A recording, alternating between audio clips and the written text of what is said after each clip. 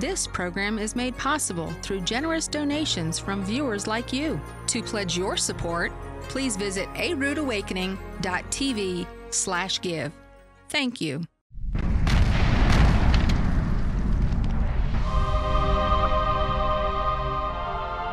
fact, Michael challenged me yesterday. I wasn't going to deal with this at all. I got up at 5 o'clock this morning and put this thing together very quickly for you because I wasn't intending to talk to you about this. But in the end of the day, it's part of this journey. This afternoon, we're going to talk about the actual evidence for the Exodus and the conquest and the sojourn. But I think you need to know why we have this problem. Why is it that scholars think the Bible stories of Exodus aren't true? Why are pious fiction, as they call them? And the reason is because of this mistake that was made with Pharaoh Shishak. So I'm going to have to deal with that for you now. So you need probably to be wide awake for this, and you're going to learn something about the complexities of Egyptian chronology. Okay? So just hang in there, because later on this afternoon you're going to get all the goodies. Now we're going to do a bit of work, okay? And you're going to have to do some hieroglyphs as well. You all right with that? Okay, so I'm going to explain why Shishak is not the Pharaoh Shoshenk that all the historians and the Egyptologists say he is. So we're going to start now with the discovery of Shoshenk I and Shishak. It all began with a guy called Champollion, a French scholar who was the person in 1822 who deciphered the Egyptian hieroglyphs. Very famous, is called the father of Egyptology, because for the very first time in that 1822, we were able to read the Egyptian hieroglyphs for the first time, starting to read the king's names, read the events, the stories that you find on the temple walls. And so it was a crucial moment in Egyptology. It was actually the birth of Egyptology in 1822. Now you can see there the Rosetta Stone. This is the document that he used to decipher the hieroglyphs in Egyptian hieroglyphs, in Demotic, which is a cursiform hieroglyphs, and in Greek, Greek there. So he was able to translate the Egyptian hieroglyphs using the Greek, which we can all read, okay? And he came up with various names like Cleopatra and Ptolemy that he read from this document. But what he really wanted to do then was to go and test out his theory, test out his decipherment by going to Egypt, and he went to Egypt a few years later. He went between August 1828 and December 1829, and he went along with a team of scholars, and he went there specifically with the Bible in one hand and a trowel in the other, to go and investigate ancient Egypt and find evidence for the biblical story in the one part of the world where now we could read the texts. So he thought we can unlock the history of Egypt in relationship to the Bible by going there and reading the walls of the temples. And the place he went to was Karnak, one of the main temples in Egypt. It is literally a book, because you walk the walls of that place and you can read the history of Egypt there, especially during the New Kingdom, the greatest empire period in Egyptian history. And he went to one particular wall. This wall is on the outside of the temple. You have the great court there and the first pylon here. But this wall here has got a relief on it, a carving. And it's actually a battle inscription. It's about a campaign of a king into the Holy Land. And so he went there to look at the document, and he found that the people that were captives brought back from this campaign were what we call Western Asiatics, or Semites. In other words, this campaign was in Canaan, up in the north. It wasn't down into Africa. It was up north, out of Egypt, beyond Sinai. And a line drawing was done of this particular wall to make it a little bit clearer. And what you can see here is the Pharaoh smiting his enemies, who were all clustered together in a ritual slaughter. And on the left-hand side, we have a scene where the god Ammon, with the tall plumes, is dragging with ropes attached to his hand here, a series of figures with ovals. Now, we know from looking at war reliefs, what this is a representation of various locations in Canaan, cities or locations, whose names are spelt out inside these name rings with figures of the captives above. And I'll go and show you them in detail in a minute. And you can see there's row upon row of these. There's another group down here where the goddess Victorious Thebes is also bringing more of these name rings towards the smiting scene. There are about 150 altogether of these names. It's a huge campaign. Now, one thing you have to know about this particular inscription is that it's an itinerary. So it's actually the route of march of Pharaoh's army through Canaan. And it's read in a special way called bustrophodon. Anybody heard of bustrophodon? It's Greek, it means as the ox plough. So you read it starting here, you go along with your plough, and you turn around and you go down a road and you come back and then you read it in that direction. And then back again. As the ox ploughs, bustrophodon, like this. So you start here, and you read along, and you drop down, and you come along that way, and then down again, like that. And because we know that, and we know that because of which name rings are connected together, we can actually work out the route that the army took through Canaan. Now, Champollion was stood in front of this wall, and he thought he'd found something very, very important. He related it to a text in the Bible, in 2 Chronicles 12, 1-4. And thus it happened that in the 5th year of King Rehoboam, Shishak, king of Egypt, marched on Jerusalem, because they had been unfaithful to Yahweh. He had 1,200 chariots and 60,000 cavalry and countless hordes of Libyans, Sukkim, which is another form of Libyan tribes, and Cushites, they're the people from the south in Sudan, who came from Egypt with him. They captured the fortified towns of Judah, and then they reached Jerusalem. This is the key synchronism I mentioned earlier. So here we have a pharaoh on a wall at Karnak whose campaign description appeared to match the story in the Bible. Now, was he right? Well, here we see part of that inscription. And you can now see the figures of the captives with the name rings and the crenellations showing the fortified towns here, and their names are spelt out in Egyptian hieroglyphs. And he focused on that one there. He was able to read all these, and he was able to read it in a way that really shocked him, because this is his drawing of the actual relief. He could read the name YeHoVaH, which means Judah the kingdom. Now, he knew his Bible. They were talking about scholars from the 19th century. They're very knowledgeable about the biblical text. They're brought up on the biblical text, and they immediately thought, this has got to be Shishak campaigning in the kingdom of Judah. And it just so happens the name of this pharaoh who carved this wall is a pharaoh called Shoshenk. And he thought, Shishak, Shoshenk, they sound very similar. So this must be the biblical character Shishak, who went and plundered the Temple of Solomon and captured the fortified cities in Judah. And from that point, we get the synchronism between the Libyan pharaoh Shoshenk, the founder of the 22nd dynasty, and Rehoboam in his year 5 when the Temple of Solomon was plundered. And that lock has been with us ever since. We still use it today. All the Egyptologists use that lock today. Doesn't matter what you do with the chronology, that is a fixed point that you can't change. But within 20 years, other scholars who now had developed the reading of the hieroglyphs in a more sophisticated fashion reread that name. Instead of YeHoVaH, it actually reads YeHoVaH. And you can see that. This is where you get your first hieroglyphic lesson today. 2 reeds represent Y. The little chick bird is an A. You have a hand, which is D. Then you have Ha-Melech. That's the K down there. That's the R, the lion. And so it means hand of the king. It does not mean the kingdom of Judah. And what it actually represents is probably an inscription like a monument or a stela that's been erected somewhere in Israel that is a monument of a record of a campaign of an Egyptian pharaoh. And it's mentioned here. And I'm going to show you why it can't be the kingdom of Judah. The first reason is that very close, within a couple of these name rings from YeHoVaH, we have this name ring, and that name ring reads Aruna. Aruna. And Aruna, of course, is not anywhere near Judah.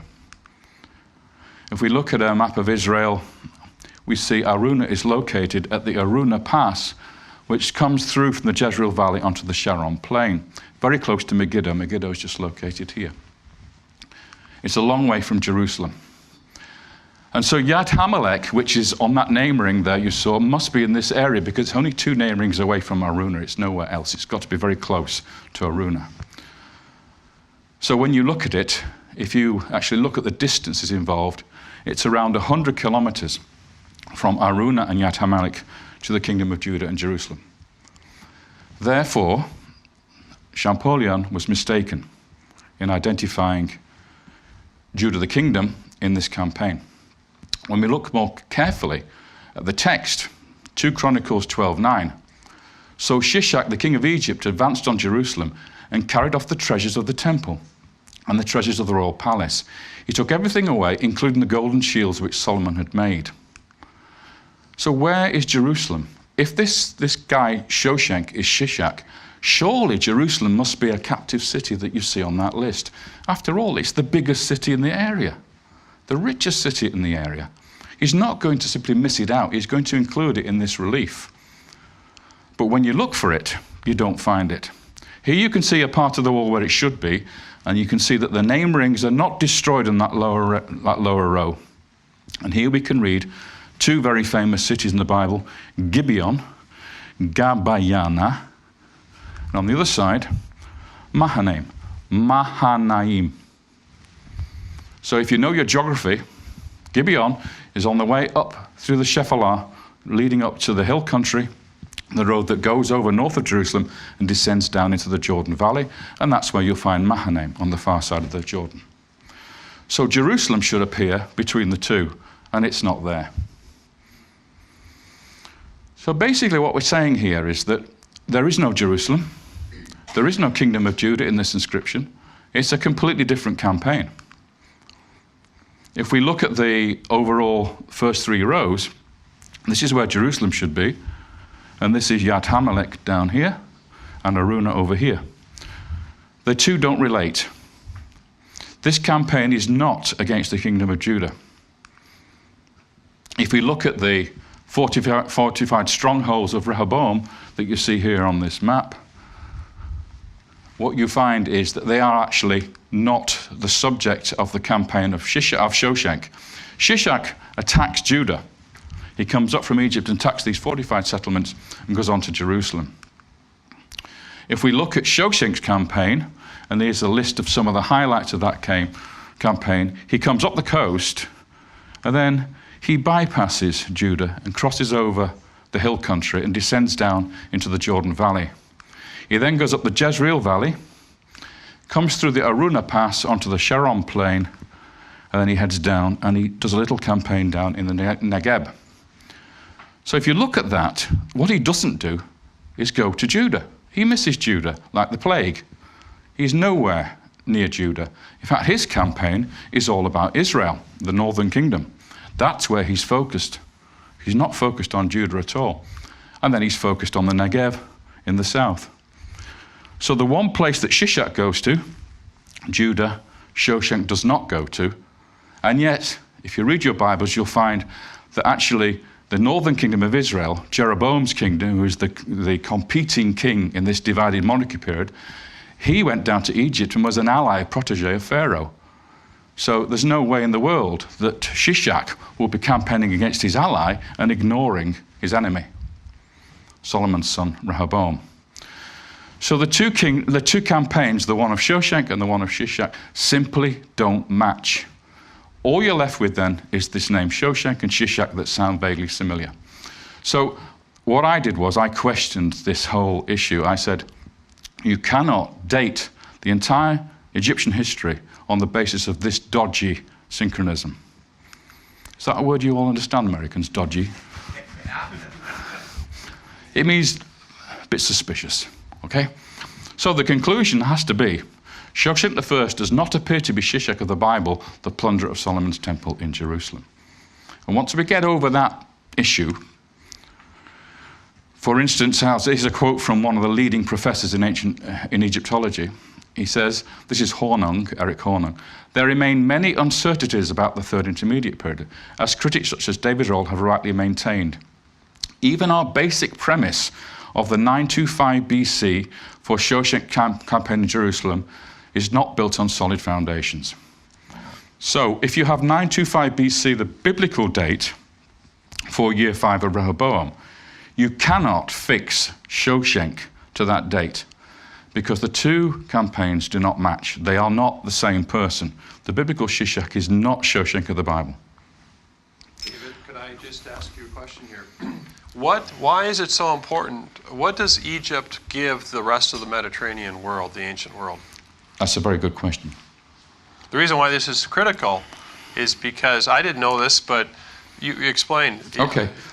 Because Egypt is the richest ancient world nation in terms of texts, because of the preservation of the desert, because they carved in stone, they've got so much material for people to study like me.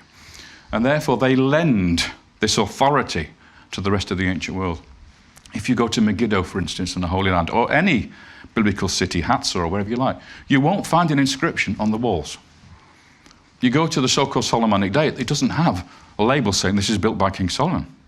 You go to Egypt, and you can look for a gateway of Ramesses II, and his name's all over it. So you know who built that. You can't say the same thing for the Bible lands. So what you do is, scholars date the archaeology of the Holy Land based on finding Egyptian artifacts in the ground. So if you dig up a scarab of Ramesses II in a particular level, you date that level to Ramesses II. It's not dated by the Bible at all. It's dated by ancient Egypt. And that goes for Greece, it goes for Turkey, it goes for Cyprus, it goes for Crete, it goes for Sudan. All those civilizations get their dating from Egypt. They borrow it from Egypt. So if Egypt's wrong, everything else is wrong. Does that answer your question? And that's where the challenge comes, because people are reluctant to suggest anything is wrong because they've already somewhat poured the cement and it's hardened. Exactly. It's carved in stone, literally. The Egyptian dating from the time of Champollion has been carved in stone ever since. And the only way to solve the problem is to knock the monument down and build it again from the foundation upwards, which is my job, is to do that. I'm not on my own, by the way. There's a number of other scholars working on this as well. But Hornung recognizes the issue. We are not safe with our Egyptian chronology. It is by no means fixed the way everybody says it is.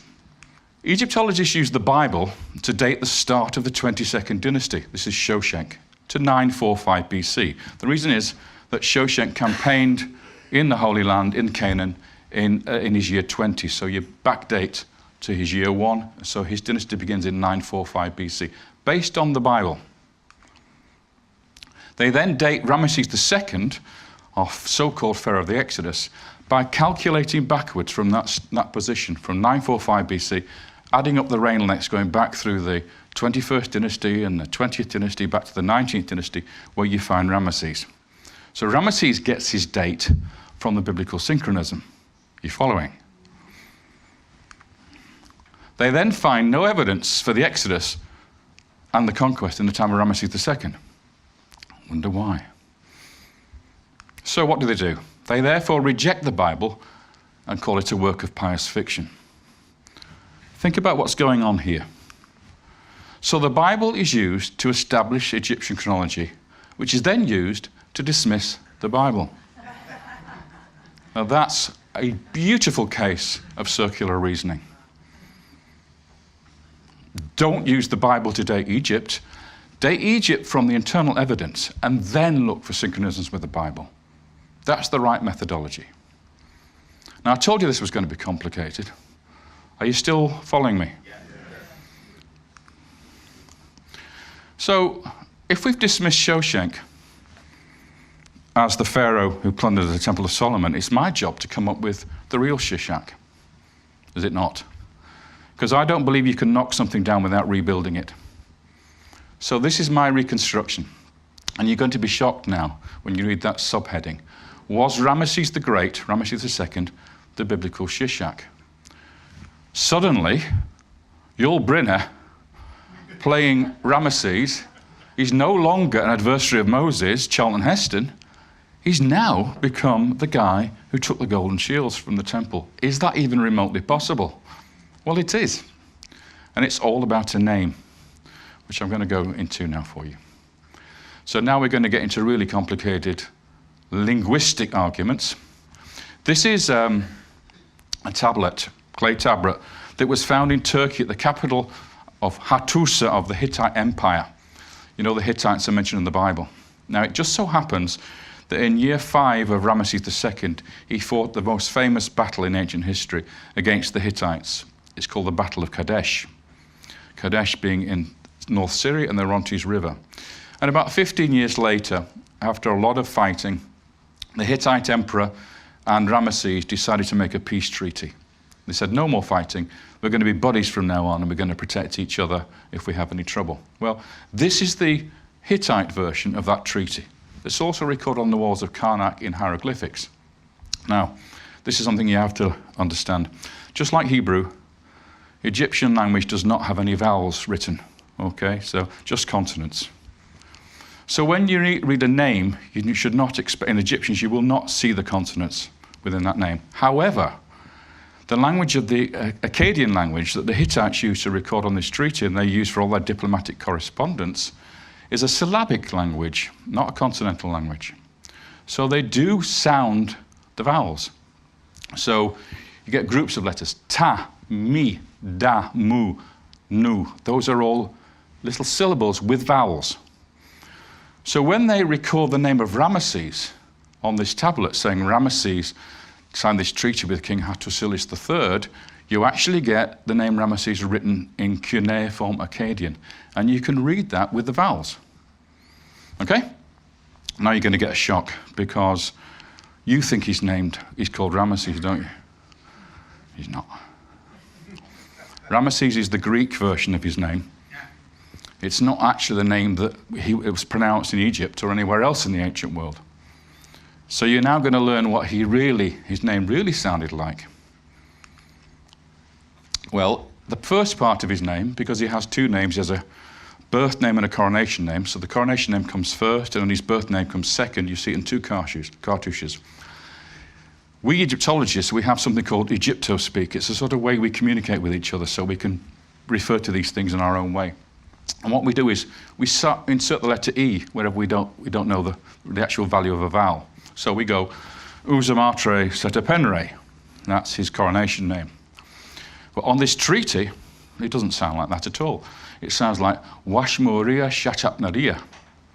That's actually how it sounded to the clerks, the ambassadors, when they wrote down the name of Ramesses as they heard it in ancient Egyptian. Washmuria Shatapnaria.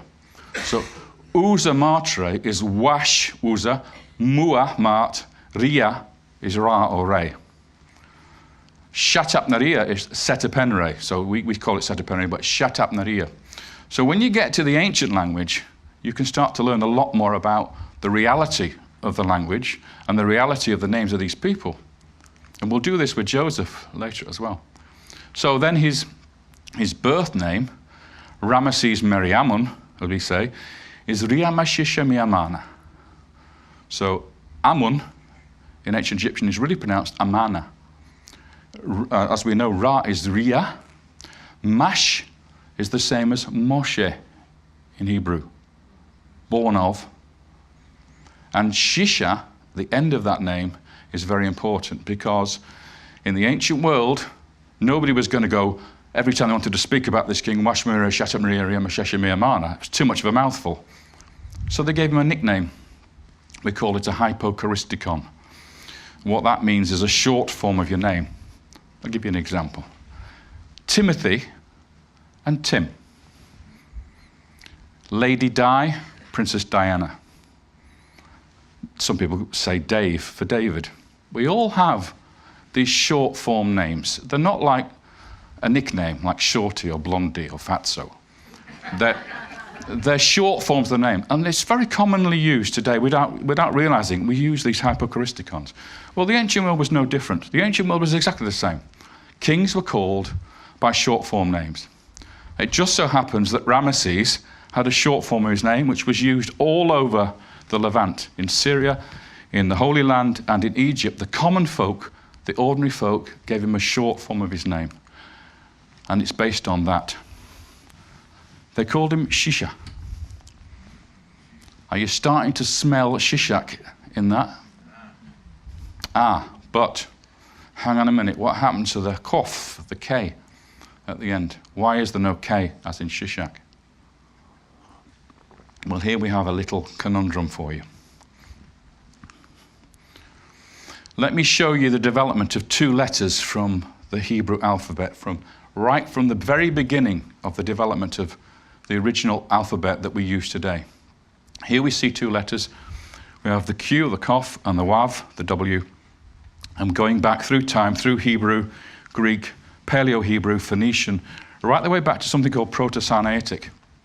Now, later on today, I'm going to take you to a turquoise mine in Sinai, where we find the first evidence of the Hebrew alphabet in use in ancient Egypt, developed out of the hieroglyphs by one genius. And you'll find out who he is later. But in that particular case here, we have a sign which crops up over and over again, this one. You see it coming, we call it the lollipop. What do you call the lollipop? Popsicle, is that right? Over here? Tootsie Pop. Okay, that'll do. So look at that sign appears in both the letter Wav and the Qoph. But in time, it evolves. So, in the 15th century, in Proto-Sinaitic, in Sinai, it's a Wav. So this lollipop is a Wav. And this is an older time period. In other words, so what do you mean? You're coming from 15th century BC. This way, yeah, towards the present. Yeah, so this is the older on the right-hand side. This is the oldest one. Yeah. Then when we get to the 8th century BC, the lollipop has shifted up and now has become a Qoph. Okay? Now, what happens between the 15th century and the 8th century? Well, that's where Shishak is located, just after the death of Solomon, in the 10th century. So which sign are we looking at? The scribe sees this sign, and he doesn't know whether it's a Wav or a Qoph. So our first clue is this Israelite Ostracon is an alphabet, an abecedary. You can see the letter Aleph here, Tav at the end. This is the first time we see the alphabet written in the 9th century. It's a schoolboy's practice piece on a piece of pottery. And here we have a resh, and here we have a Qoph, okay, in the right position within the alphabet. So we know in the 9th century, the lollipop represented the Qoph. Okay? So 9th century, this is the time after Solomon. This is the divided monarchy period. If a scribe came across that letter, he would read it as Qoph. Okay? Go back to the time of Ramesses II and the city of Lachish, stratum 4, you get this inscription. Again, reading Bostraphaedon, so that direction, and then this direction. And here, you will see the letter is a Wav. So we have clear evidence that in the time of Ramesses, this letter represented, the lollipop represented a Wav, and in the time of the divided monarchy, it became the letter Qoph. So there's a Wav, and it's the 12th century BC. On no revised chronology here, this is the date for Ramesses and the conventional scheme. So there's our two symbols from the two sources. Are you struggling to find a difference? It's like if we take this symbol in our modern alphabet. If you don't take it in context, you can't read what that is. But if I put the three contexts it might be a capital I in the word identical. Or it might be a lowercase l in the word letter. Or it might be the number 1 in 1000. It all depends on context as to how you read that stroke, that vertical stroke. So we have the same problem with Wav and Qoph, except it's in a name, and a name doesn't have a context. So you can't tell which it is. So here is the name Ramesses, is short form name, Sisa. This Wav here in hieroglyphs is a vowel marker. You don't know the value of the vowel, it could be anything, but we believe from the Hittite inscription that it's an A. So Sisa and Shishak, without the vowels from the Bible. There it is written in Proto-Hebrew, Sin Yod, Sin Wav. And here is Shishak, Sin, Yod, Sin, Qoph. Can you tell the difference? So, let's say for argument's sake, in the time of Josiah, when they found the sacred scroll in the temple, and they read it out to the people, that the scribe, who eventually wrote down the name as Shishak and vocalized it Shishak, had an older document where the word was really Sisa or Sisu with a Wav. And that's where the K comes from. So we have a mistake in the reading because of the change of the sign from Wav to Qoph, which is why Shisha becomes Shishak. So in fact, Ramesses II in his Hypercharisticon, known in Israel as Shisha, is Shishak of the Bible, Plunderer of Solomon's temple. That is the big mistake in chronology.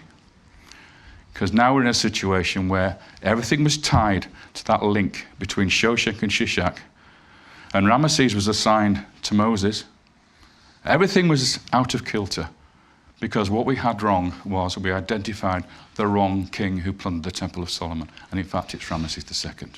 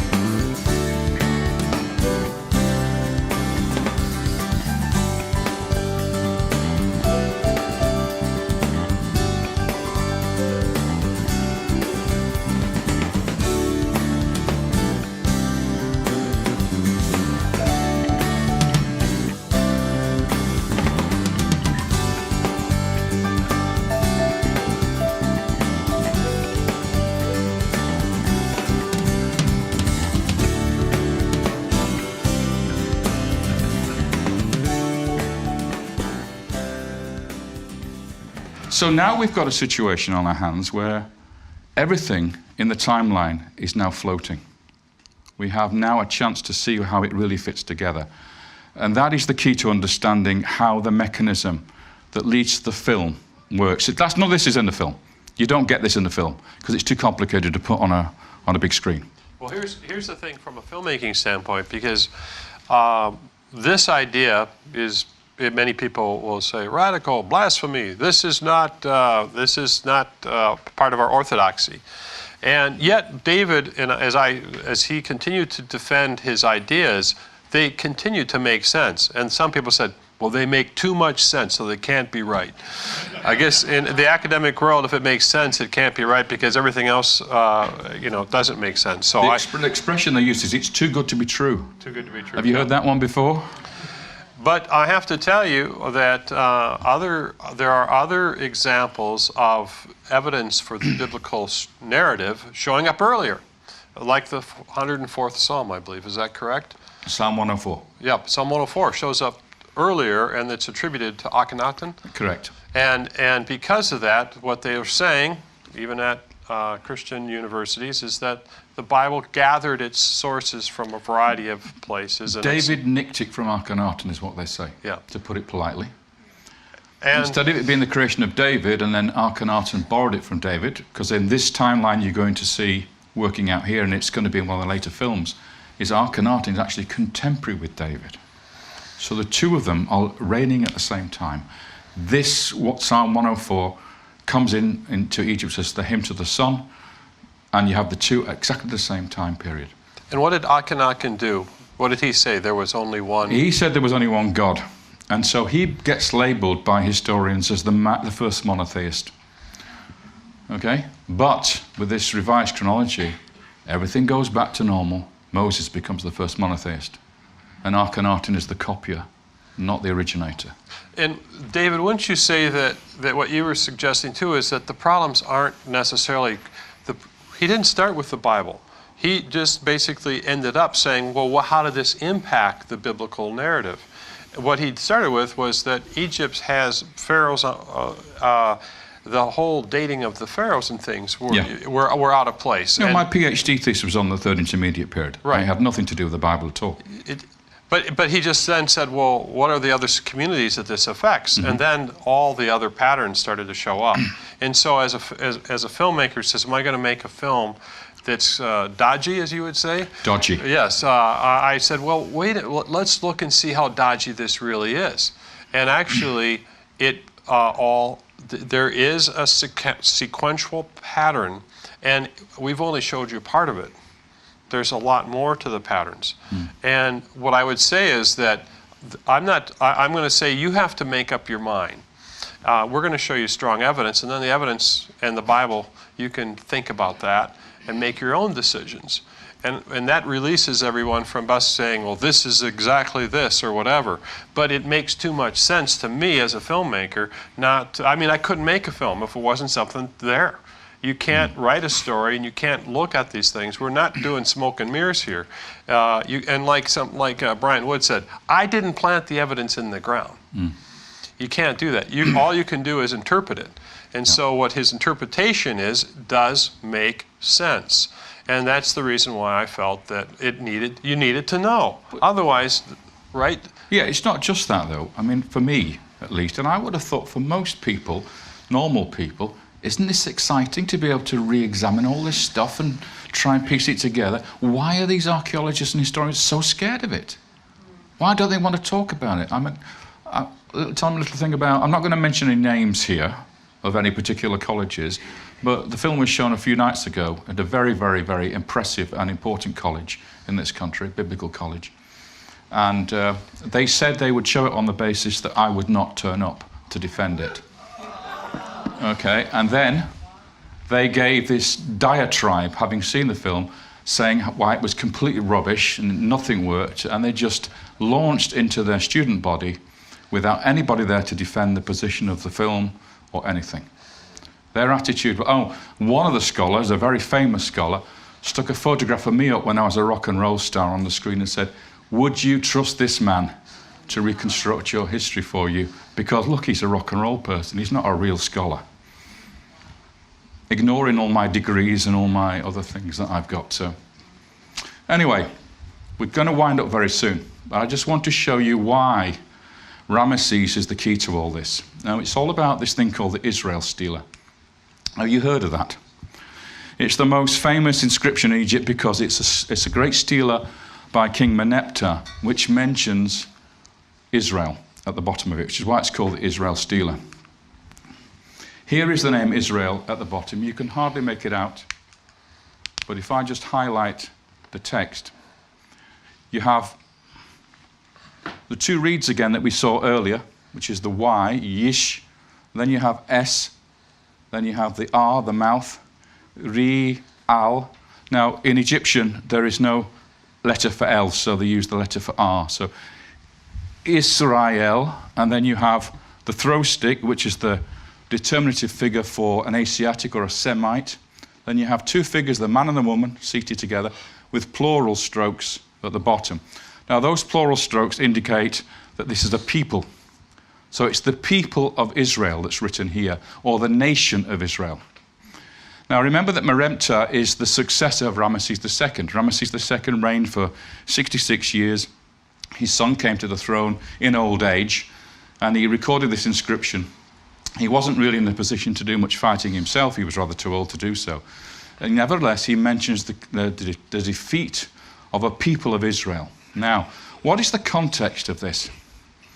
Well, the text actually says Israel, and then it continues, is laid waste. His seed, because his, referring to Jacob, Israel, is no more. That's a standard phrase within Egyptian texts for defeated people. It doesn't mean anything specific. It just means we've defeated Israel. They're conquered. Now, the Ramesses Stela indicates a nation of Israel already existing in the Holy Land during the late 19th dynasty. Now, if you think about it, if Moses was a contemporary of Ramesses and the Israelites had left in the reign of Ramesses II, how on earth could they be a nation already established in Canaan? They were wandering around the wilderness for 40 years. This doesn't make sense. If we look at the context of the text, it's actually a poem. It actually goes for several lines describing lots of different nations, and I'll just show you the actual poem itself. It says, "The princes are prostrate, saying shalom," and it does actually say shalom in the text. "Not one raises his head amongst the 9 bows." The 9 bows are the traditional enemies of Egypt. "Desolation is for Chehenu." Chehenu is Libya. "Hatti," the Hittites, is pacified. "Plundered is Parcanaan with every evil. Carried off is Ashkelon. Seized upon is Gezer. Yanoam is made non-existent." Now, there are 4 major towns in the Holy Land. Then it goes, "Israel is laid waste. His seed is no more. Charu," which is Syria, "has become a widow because of Egypt." Then the last 2 lines are, "All lands together are pacified. Everyone who was restless has been bound." Now, people have studied this text and realized something. It's actually balanced. It's actually what we call a reflection poem. In other words, if I put the units in, you can see it starts with 2 lines, 2 sentences, and it ends with 2 general sentences. So there's actually a pattern evolving here. It's another one of these patterns. It then has, B, 2 major entities. Chehenu is the entire Libya. Hatti is the entire Turkey. Then it has Israel, wherever that is, and the entire Syria. So in this context, Israel is a major power. It's as big as the Hittites. It's as big as the Libyans. It's as big as Syria. And then in the middle, we get 4 towns. Parcanaan is Gaza. Ashkelon, is one of the Philistine cities. Gezer and Yanoam. So this tells us straight away, this is not a bunch of Israelites wandering around the desert. This is an actual kingdom we're dealing with here, a major power. That is not possible if Moses is a contemporary of Ramesses II. It's out of the question. Whereas if Ramesses II is a contemporary of Solomon, which we just worked out because he's Shishak, then we have a completely different ballgame here. We have the kingdom of Solomon mentioned here in this text. So here are the inscriptions of that text actually on the walls of Karnak. The poem is actually a scribe comes along, he wanders along the walls of Karnak, he writes down all the defeated peoples, and he makes this poem for his master, Pharaoh Meneptah. So here is the Libyans being fought, Chehenu being defeated by the Pharaoh. Here are the Hittites on the same wall being taken away in captive. And then we have the city of Parcanaan, the next one in the list here, Gaza, with the Shasu Bedouin. There's the name, you can read it here, Demien, which is the city of Parcanaan, Gaza. Now, all these places are located on the wall reliefs of Seti I, who is the grandfather of Meneptah. So the first 3 defeated enemies of Egypt, Chehenu, Hatti, and Parcanaan, are drawn from the victorious campaigns of Seti I at Karnak.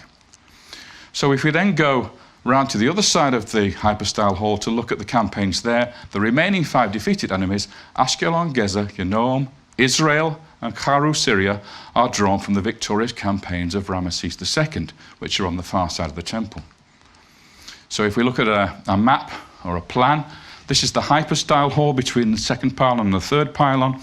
This is where the Shoshenk relief is, outside here. He's campaigning into northern Israel. And what we have is the battle against Libya. Chehenu is on the outside wall here. On the upper register is the battle against the Hittites, Hatti, and then we have Parcanaan on this wall here. All those are Seti I campaigns.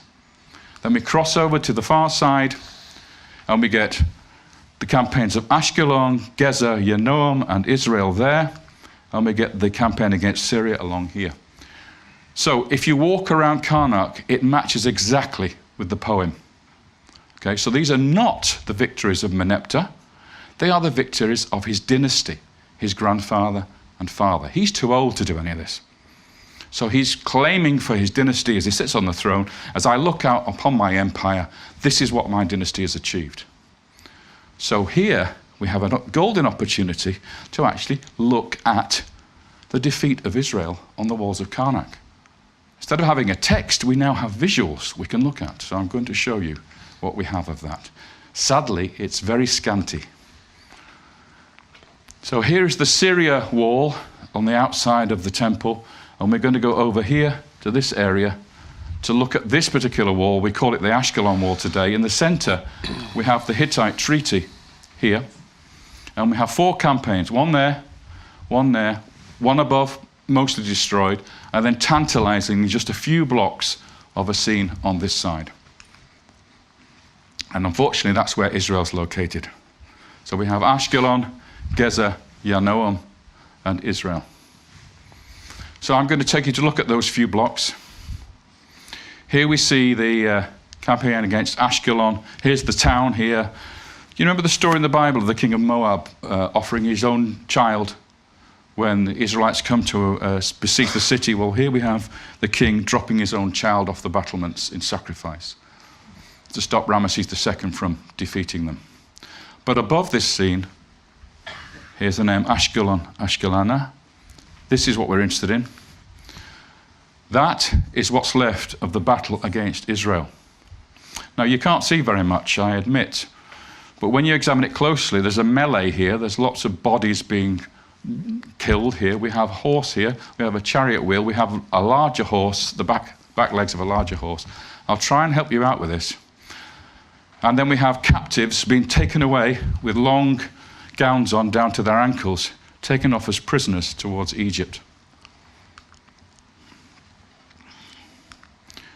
Now, that's what we have today, but what I was able to do was take a similar scene from another part of Karnak to reconstruct that so you can see what it is. So watch this happen and you'll see what the scene is all about. So now you can see clearly what it is. You have Ramesses II and his chariot over here on the missing section. His chariot horses here, the large ones, prouncing with the reins of the king going across here. And underneath the horses of the chariot team, is a smaller chariot with a small wheel, in which we have Semites falling dead. And the horse, if you notice here, the tiny horse is running away from the battle, running away from Ramesses in defeat. So what is this representing? There you can see the horse in more detail. You'll notice here, if we go closer, the head of the horse is down, exhausted. It's not a proud Egyptian horse. This is a defeated Israelite horse driving a chariot, or pulling a chariot. Now think about this. If Moses, Yul Brynner, was a contemporary of Charlton Heston, Ramesses II, and this is Ramesses II fighting against Israel, and Israel has got chariots, there's something very wrong there. Moses didn't have chariots. Moses took the people out of Egypt without chariots. If you look through your Bible, you won't find mention of Israelite chariots until the time of late David and Solomon. Solomon, who built chariot cities. All the time before that, whenever the Israelites, who were basically an infantry group, fought against people with chariots, they would lead them into quagmires and swamps so that the chariots became inactive. Or, for instance, when Saul fought the Philistines, he moved his troops up Mount Gilboa so they couldn't use the chariots. The enemy couldn't use the chariots on the slopes. So, for example, in Joshua, the Lord said to Joshua, "You will hamstring the horses and burn the chariots. We have no use for them. We don't know how to ride them. We don't know how to drive them." And a scholar, typical reference from a scholar here, only during the monarchy period did the horse become important for chariot warfare. That reinforces my argument that Shishak is Ramesses, Shishak. Because in his time, he was fighting against the United Kingdom of Solomon and his successor Rehoboam, who did have chariots. And we know that Ramesses fought against Israel somewhere in the hill country. So, David, what you're suggesting is that the Merneptah poem is reestablishing the greatness of the great defeats that the dynasty, Seti the first and Seti the first and Ramesses the second, and that those defeats then are visually represented on the Karnak temple. Yeah. Essentially what you've got is a pharaoh in his mature years, maybe 65 years old, sitting on his throne, needs some monument to celebrate something, wants to be proud of something. He hasn't done much in his own reign. So he thinks, now what have my family done? Well, all over the walls of Karnak are the records of these wonderful campaigns. So he sends a scribe off with a notepad, bit of papyrus, says, write down the history of my ancestors, my grandfather and father. Write down what they achieved, and I'll sign the bottom of it and say, this is my dynasty, I'm proud of this. So we can then say that Ramesses was the one who fought against Israel, whatever that fight was, whatever that battle was. So that's the situation we're in. We're in a situation where Ramesses has no longer got the bad press of being the pharaoh of the oppression, the pharaoh of the Exodus. He's now a king of Egypt who came up and virtually put an end to the rule of Solomon's dynasty, if you like, with Rehoboam. Rehoboam became a servant of Egypt once this plundering had taken place, as the Bible says. So the taking of the shields from the temple would have been that defeat. Yes, the treasures that came out of the temple and from the palace would have gone back to Egypt in the time of Ramesses II, who was the wealthiest pharaoh in the entire history of Egypt. Now, I just want to close with another piece of evidence very shortly, which is very important also to show you that Israel was already well established in the Holy Land, in the kingdom of Israel, before the time of Ramesses. So if Ramesses is the pharaoh of the Exodus, what the heck is going on here? But we have a new piece of evidence, which you'll see in the movie as well. This only came up very, very recently, a couple of years ago. One Egyptologist was rooting around in the basement of the Berlin Museum that nobody had been in for donkey's years, and he came across a granite block from a pedestal of a statue which had been found in Egypt 100 years ago and had been stored in the basement of the museum. And he dusted it down and he started to read the names of the rings, the name rings of the captive peoples, the statue up here, and around the base you have a row of captive peoples. This fragment has 3 captive peoples on it. We're already familiar with them. Ashkelon, Ishkelana,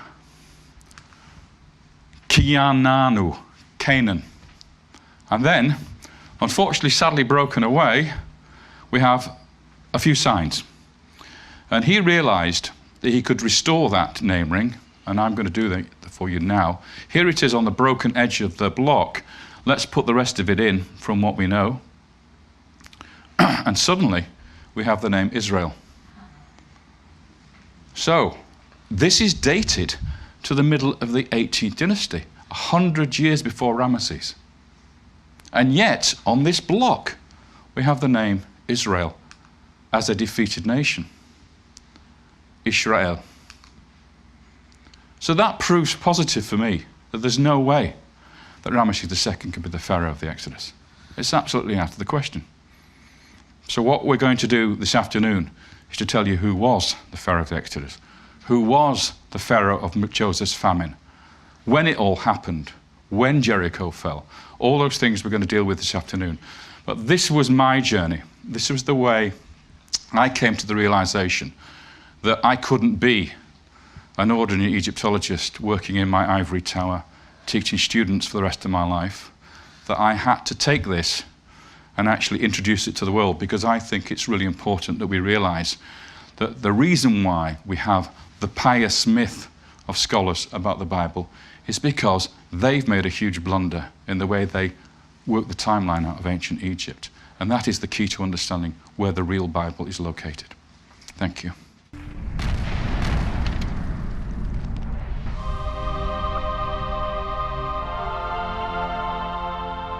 And we're ready for round 2 now. You'll be pleased to know round 2 is a lot easier to take on board. And it's very rewarding because now we're in the payoff. We are now going to deliver the payoff of the chronology, of the reworking of the biblical timeline in relationship to Egypt. So I'm going to go straight on to the visuals. We've got quite a bit to get through, and the idea is we're going to present different sections, stop for a little while, have a chat about it, then go back to the next section and work our way through so that we get questions and discussions in while we still can remember the subject material, okay? And then, of course, you're going to have a chance later on to have some Q&A. So if we can start off with the visuals. As you can see, the important thing on this screen is the question mark down there. It's not a statement, it's a question. Whether or not this Exodus is mythological, is it Harry Potter, or is it something more than Harry Potter? Do you, the basis of your faith and religion, is it a fairy tale, or is it something very real, very historical? Now, as an archaeologist and a historian, I can't deal with miracles. I can only give you the historical elements of the story. And that's what I'm going to do. And that's the framework upon which and the foundation upon which you base your faith. And as Tim said, it's all about reason. You cannot have a book that is the basis of everything you believe if you think that is not true, if that's a fairy story. That foundation there is everything. So as an agnostic, as a historian, I look at this as a historical text. I do not dismiss it as a fairy story just because it's called the Bible. I treat it like any other ancient text, whether it be Herodotus, whether it be a text of Ramesses II talking about the Battle of Kadesh. It's a history book. Primarily, it's a history book upon which the faith is based. And that's the way I approach it. So, we've got a question mark down there, and I'm going to be able to take that question mark off and dismiss the myth and leave us with history. And we'll do that now with this new chronology that we've devised, so we have a completely new canvas to work with. We can now construct the story of the Bible in relationship to Egypt, in relationship to the archaeology, because we haven't got that terrible Shishak blunder anymore. Okay? So let's go. First of all, we're going to deal with the academic approach to this from the last 35 years or so, what we call the myth. This myth has evolved from scholarship, people looking at the material from an archaeological perspective, also from a theological perspective and a historical perspective. And the conclusion that most of these academics have come to is it's a history that never happened. It's an invention of the priests of later times, creating this pious myth in order to give somebody a foundation for their nation and their belief systems. Okay? But we're going to show that wrong. So you're going to get a few negatives here, and then we'll move on to the really positive stuff. Okay? So, the basis upon the whole thing is, of course, this gentleman here. We all know him, Yul Brynner, as Ramesses II, and his buddy, his best mate, Charlton Heston. This is what we grow up with. We've grown up with it for the last century, virtually, since the cinema world began, with the first black and white version of Cecil B. DeMille's film. But of course, he based the whole thing on what he was told by scholarship, which was that Ramesses II was the Pharaoh of the Exodus and the oppression, and that Moses lived in the time of the 19th dynasty, which is when Ramesses was obviously reigning. And that was what we call the Ramesses Exodus theory. Now, a lot of conservative evangelical scholars would say, well, that can't be right, because if we look at the date, Ramesses II and Moses, in this model, places the Exodus around 1250 BC. But that's not what the Bible says. The Bible has a different date, roughly 200 years earlier. And yet scholars have gone for this date simply because of the connection, the city of Ramesses, which the Israelites built, that you find in the first few lines of the book of Exodus. And on that basis alone and nothing else, we have a 1250 BC date for the Exodus in scholarship. As I say, some scholars go for 1450 BC, which places the same event in the 18th dynasty, in the middle of the 18th dynasty, okay? So the question is, was this really when it happened? I would say no. And most of the scholars you're going to see here also say no. Not because they want to prefer the 80 to this date, because they didn't think it happened at all. Certainly not in the time of Ramesses. Now, the basis for this argument, this negative argument, is this place, Jericho. Joshua then destroyed Jericho around 1210 BC, which is 40 years after 1250 and the Exodus. That's the rough date, approximate date that people place the destruction of Jericho. Now, I'm going to start giving you a few quotes now. Somebody you probably never heard of called John McCarthy.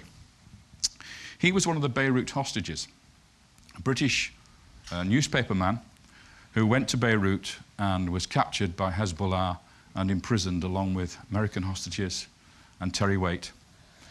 And while he was in his dungeon for many years, the only book he had to read was the Bible. And he sat there in the dark trying to read this book over and over again. And he wasn't a religious man, but it's the only book he had to read. And he got deeply involved in the story. And when eventually he was released, he decided what he was going to do is find a historian, John Sturgis, and he's going to write a book about his thoughts about the biblical story. And because he was a newspaper man, he went off and interviewed lots of scholars and archaeologists working in Israel and other parts of Egypt, trying to get an idea from them what they thought happened in the Bible stories. And he made a documentary series called It Ain't Necessarily So.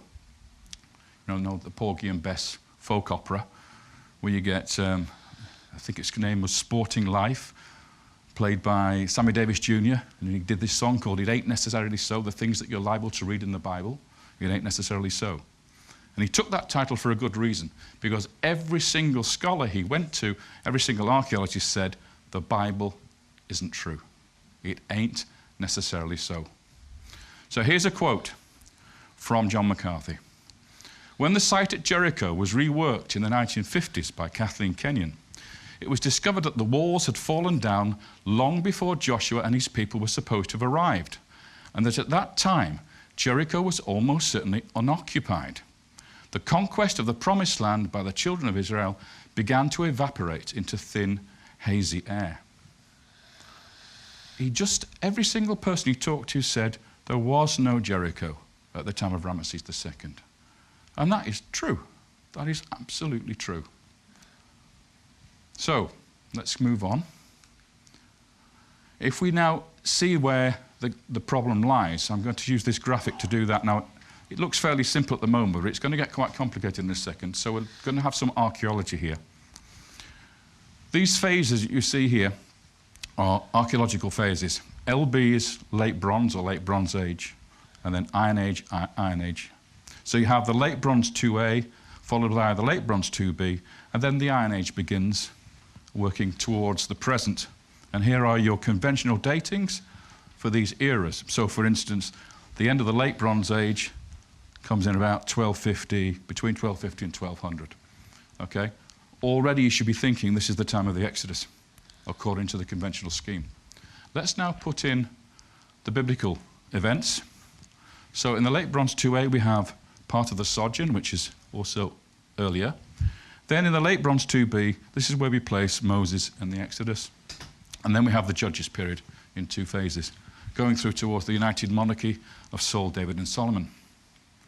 Now, if I put in the Egyptian data to match that, we end up with Akhenaten and Tutankhamun down here, then the famous Ramesses II of the 19th dynasty as a contemporary of Moses in the late Bronze Age, and then Ramesses III in the 20th dynasty and on back into the third intermediate period. This is the period that I've been specializing in. So you begin to see the relationships between the biblical story, the archaeology, and the Egyptian history. This is the conventional scheme. This is not the new scheme that we've been developing. This is the way that scholars see it conventionally. So now you can see there's one column I haven't filled in yet, and that is Jericho. Now see what happens to Jericho. Well, first of all, we find a large farm or house in the late Bronze 2A that was excavated. It's called the Middle Building by archaeologists because it falls in the middle of a gap. It's probably was occupied for about 20 years maximum by no more than a dozen people, but the rest of the site basically was completely unwalled and an abandoned ruin. And then in the Iron Age 1B, a new town is founded. This town thrives and continues on afterwards, and I'll explain a little bit about what that town is later. But then, just at the time when we have Moses and the Exodus, and therefore Joshua and the conquest, we have a huge black hole. There is nothing at Jericho between this house and that town. And that's where the conquest is placed. Now do you see why scholars and archaeologists say that it's impossible for the Bible to be true? Because Joshua, there, and Jericho just do not match. So Bill Deaver, who's a biblical archaeologist from the USA, he said this about Jericho. Joshua destroyed a city that wasn't even there. And this is the mantra that we have now. And it's the starting point for this whole negativity that we see from scholarship. Zeev Herzog, who's a professor of history and archaeology in Israel, a famous one, he created a furore of debate and argument amongst the press in Israel when he announced that the Exodus is a history that never happened. So you have Israeli archaeologists and historians, you have American archaeologists, you have British archaeologists, all saying the same thing. The Bible is a fiction because Jericho didn't exist at the time when Joshua was supposed to have been there. So, an Exodus in the 19th dynasty, that is looking extremely unlikely. There was no Exodus at the time of Ramesses II. Now, that is a truth. That is a fact. I'm not disputing that. Nobody's disputing that. That's what archaeology tells us happened. Okay? So we have to explain it. We can either say the Bible is a fairy story, or we have to be sensible about this and look for an alternative reasoning. And that's what I did. Let's look at what Finkelstein, who is the doyen of Israeli archaeology, has to say about early Israel. That's the formation of the state after the so-called conquest, which he doesn't believe in. There was no mass exodus from Egypt. There was no violent conquest of Canaan. Something clearly doesn't add up when the biblical account, the archaeological evidence, and the Egyptian records are placed side by side. Again, this is absolutely true. But what they do is they simply reject the Bible and take everything on board as being factual. They take the Egyptian records to be true, they take the archaeological evidence to be true, and their interpretation of it. So the thing that gets put in the dustbin is that book.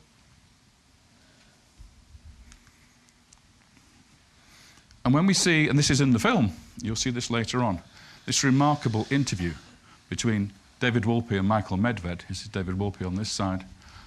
Your number one rabbi in the United States. This is what he had to say in the interview, and I find this quite extraordinary. Medved asked him, in 2001, Rabbi Wolpe, he created a national furore when his Passover sermon challenged the historical reality of the Exodus. Rabbi Wolpe, what did you say? And this was a response. The Exodus certainly didn't happen the way that the Bible depicted it, assuming that it was a historical event of any description. I think that if you look at it scientifically, it's virtually indefensible to make the Bible's case. Remember, this is a rabbi speaking. What part of the Torah would you grant to be based upon historical reality? The reply, I can't tell you. I don't know. I don't know, and although it might irk people, I don't care. So there's a rabbi telling his congregation that it doesn't matter if the Bible isn't true. Just accept the moral teachings without the history. You don't need the foundation. The foundation is not important. So, the academic conclusion to all this, and I've only given you a small set of highlights because there are a lot more quotes that I could have put in there. As there is no archaeological evidence to confirm or even support the stories of the Old Testament, it's logical to conclude that the Bible is a work of fiction. That is the academic position that we're in at the moment. And now We try to explain that visually with Tim's wonderful wall of time from the movie, which you'll see later. He has it animated. I can't animate it here. But we have, according to Tim, he's divided up this whole era from the beginning of the sojourn with the arrival, the multiplication, the slavery, the judgment, the exodus and the conquest. That's the pattern that we're looking at. And we have to try and find out where that pattern really works, those 6 steps. And if you look at it in the 19th dynasty we've been talking about, here's your pattern here. But in this period, as we've seen from the archaeologist's point of view, there is no match. There is no correspondence in that period. Though you may notice back here, there does seem to be something going on, which we're going to get to later. And then those scholars who want to have the 1450 BC date, the date that's actually in the Bible, the date from the time of the construction of the temple back 480 years, you get to this period of around 1450 BC, and we find ourselves now in the 18th dynasty of the New Kingdom, and again we have an exodus with nothing corresponding in the archaeological record in Egypt. And ironically, these 2 pharaohs are now, in those 2 models, the pharaohs of the Exodus. Ramesses II in 1250 and Pharaoh Thutmose III in 1450 BC. They happen to be the 2 most powerful, influential, and richest pharaohs in the entire New Kingdom history of Egypt. How likely is it, therefore, that in the most stable periods of Egyptian history, the Israelites destroyed the country, left it in complete destruction and abandonment, went off to conquer the Promised Land without the Egyptians making any effort to stop them? There is no sign at all in those 2 reigns of a crumbling of the Egyptian state. There is absolutely no sign in these 2 reigns of any sort of loss of control in Palestine, in Syria, in Canaan, for the window of opportunity for the Israelites to come in under Joshua and actually conquer the place. It just doesn't work. Neither case works. So here we come with the what if. My question was then very simple. What if scholars had been looking in the right places for the Bible stories, but in entirely the wrong time? That was the simple and obvious question to be asked, which nobody had actually asked. Nobody had bothered to ask that question. So if we now look at Jericho, and we look at it in this light, what if we find the Jericho that was destroyed and work from there? If the Bible tells us Joshua destroyed Jericho and is abandoned for centuries, why didn't we look for that Jericho? Instead of saying, oh, well, it's not possible Jericho wasn't there, let's find the city of Jericho that was destroyed. Now, we know where Jericho is, Tel Es Sultan. We always know where the location is. There's no question about the identity of the place. So here we are looking at the Iron Age town that we saw earlier on, the Dark Age, and down here we have the Middle Bronze Age city, a flourishing, powerful city with high walls. So what we're going to do is we're going to start to investigate this city, because this city's walls collapsed. It was heavily burnt and abandoned for centuries, exactly like the Joshua story. And then we have this 600-year gap until the refounding of the city in the time of Ahab and Omri. If you remember the story of Hiel, who comes and founds the rebuilt city of Jericho on the bodies of his 2 sons, one under the gates and the other under the foundations. So the question is, was this city the one that Joshua destroyed? The Middle Bronze 2B city? And if that's the case, then we have to put the conquest right at the point where the city is destroyed, and therefore the Exodus 40 years earlier in this Middle Bronze Age period.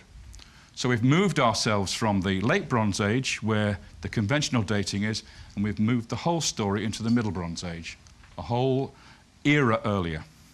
And that's where we're going to concentrate later on today, on the conquest, and before that the Exodus, and before that the sojourn. So let's start with the sojourn. We're going to work forward in time now, from the arrival of the Israelites in Egypt through to the Exodus and beyond. And it starts with prosperity, followed by slavery. You know the story. Joseph comes into Egypt as a slave. He rises to the ranks. He helps to explain Pharaoh's dreams for him, becomes the highest official in the land. His family are brought in from Canaan during the famine period, and they are given the best part of Egypt to live in. They prosper and multiply, and then they're suddenly plunged into slavery. And then on comes Moses and the Exodus after that. But let's first of all look at the beginnings of all this. Just to recap where we are then, here is we're in now the Middle Bronze Age. Middle Bronze 1, Middle Bronze 2A, Middle Bronze 2B. That's the archaeology. In Egypt, this is the 12th dynasty, the 13th dynasty, and something called the Hyksos period, which I'll deal with in a moment. So in this new timeline, Jericho was destroyed during the Middle Bronze 2B. We're not quite sure where in this phase, but it's somewhere in this period here. And then in the 12th dynasty, here we have the arrival of the Israelites. This is how it works with the biblical chronology in relationship to archaeology. And you'll notice something very interesting. We have one phase called Middle Bronze 2A, which is actually matching exactly with the Israelite sojourn in Egypt, and then we have the conquest 40 years later. So the Exodus takes place in the transition between Middle Bronze 2A and Middle Bronze 2B. And over here, at the end of the 13th dynasty, followed by the Hyksos period. Now, the Hyksos were invaders. They came into Egypt, and they took it over, and they dominated it for a couple of centuries. The Egyptian pharaohs were killed and slaughtered. Their families were murdered. The women were put into slavery, and the women were actually buried along with the warriors who died. They buried the Egyptian female slaves next to them. They were brutal people. This is Egypt's punishment after the Exodus. This. So here is the arrival, here is the prospering, here is the slavery, here is the Exodus, and off to the Promised Land and the conquest of Jericho. What you're saying is that the pattern of evidence was seeing that which the film is going to be, explaining, and is that in this Middle Bronze Age 1 time period, the 12th dynasty, is when you saw it, and others, that there was this influx coming in to brand new people coming into the Eastern Delta. And they were allowed to be there. What BTEC told me. Yeah, exactly. They were under the invite of the Pharaoh, just like in the Bible. So when I was talking with Manfred BTEC, he said to me that these people were given an invitation to be here. In other words, it looked as if they were guests and allowed to settle in that land, matching, once again, the story, the pattern of the story. And there's your quote.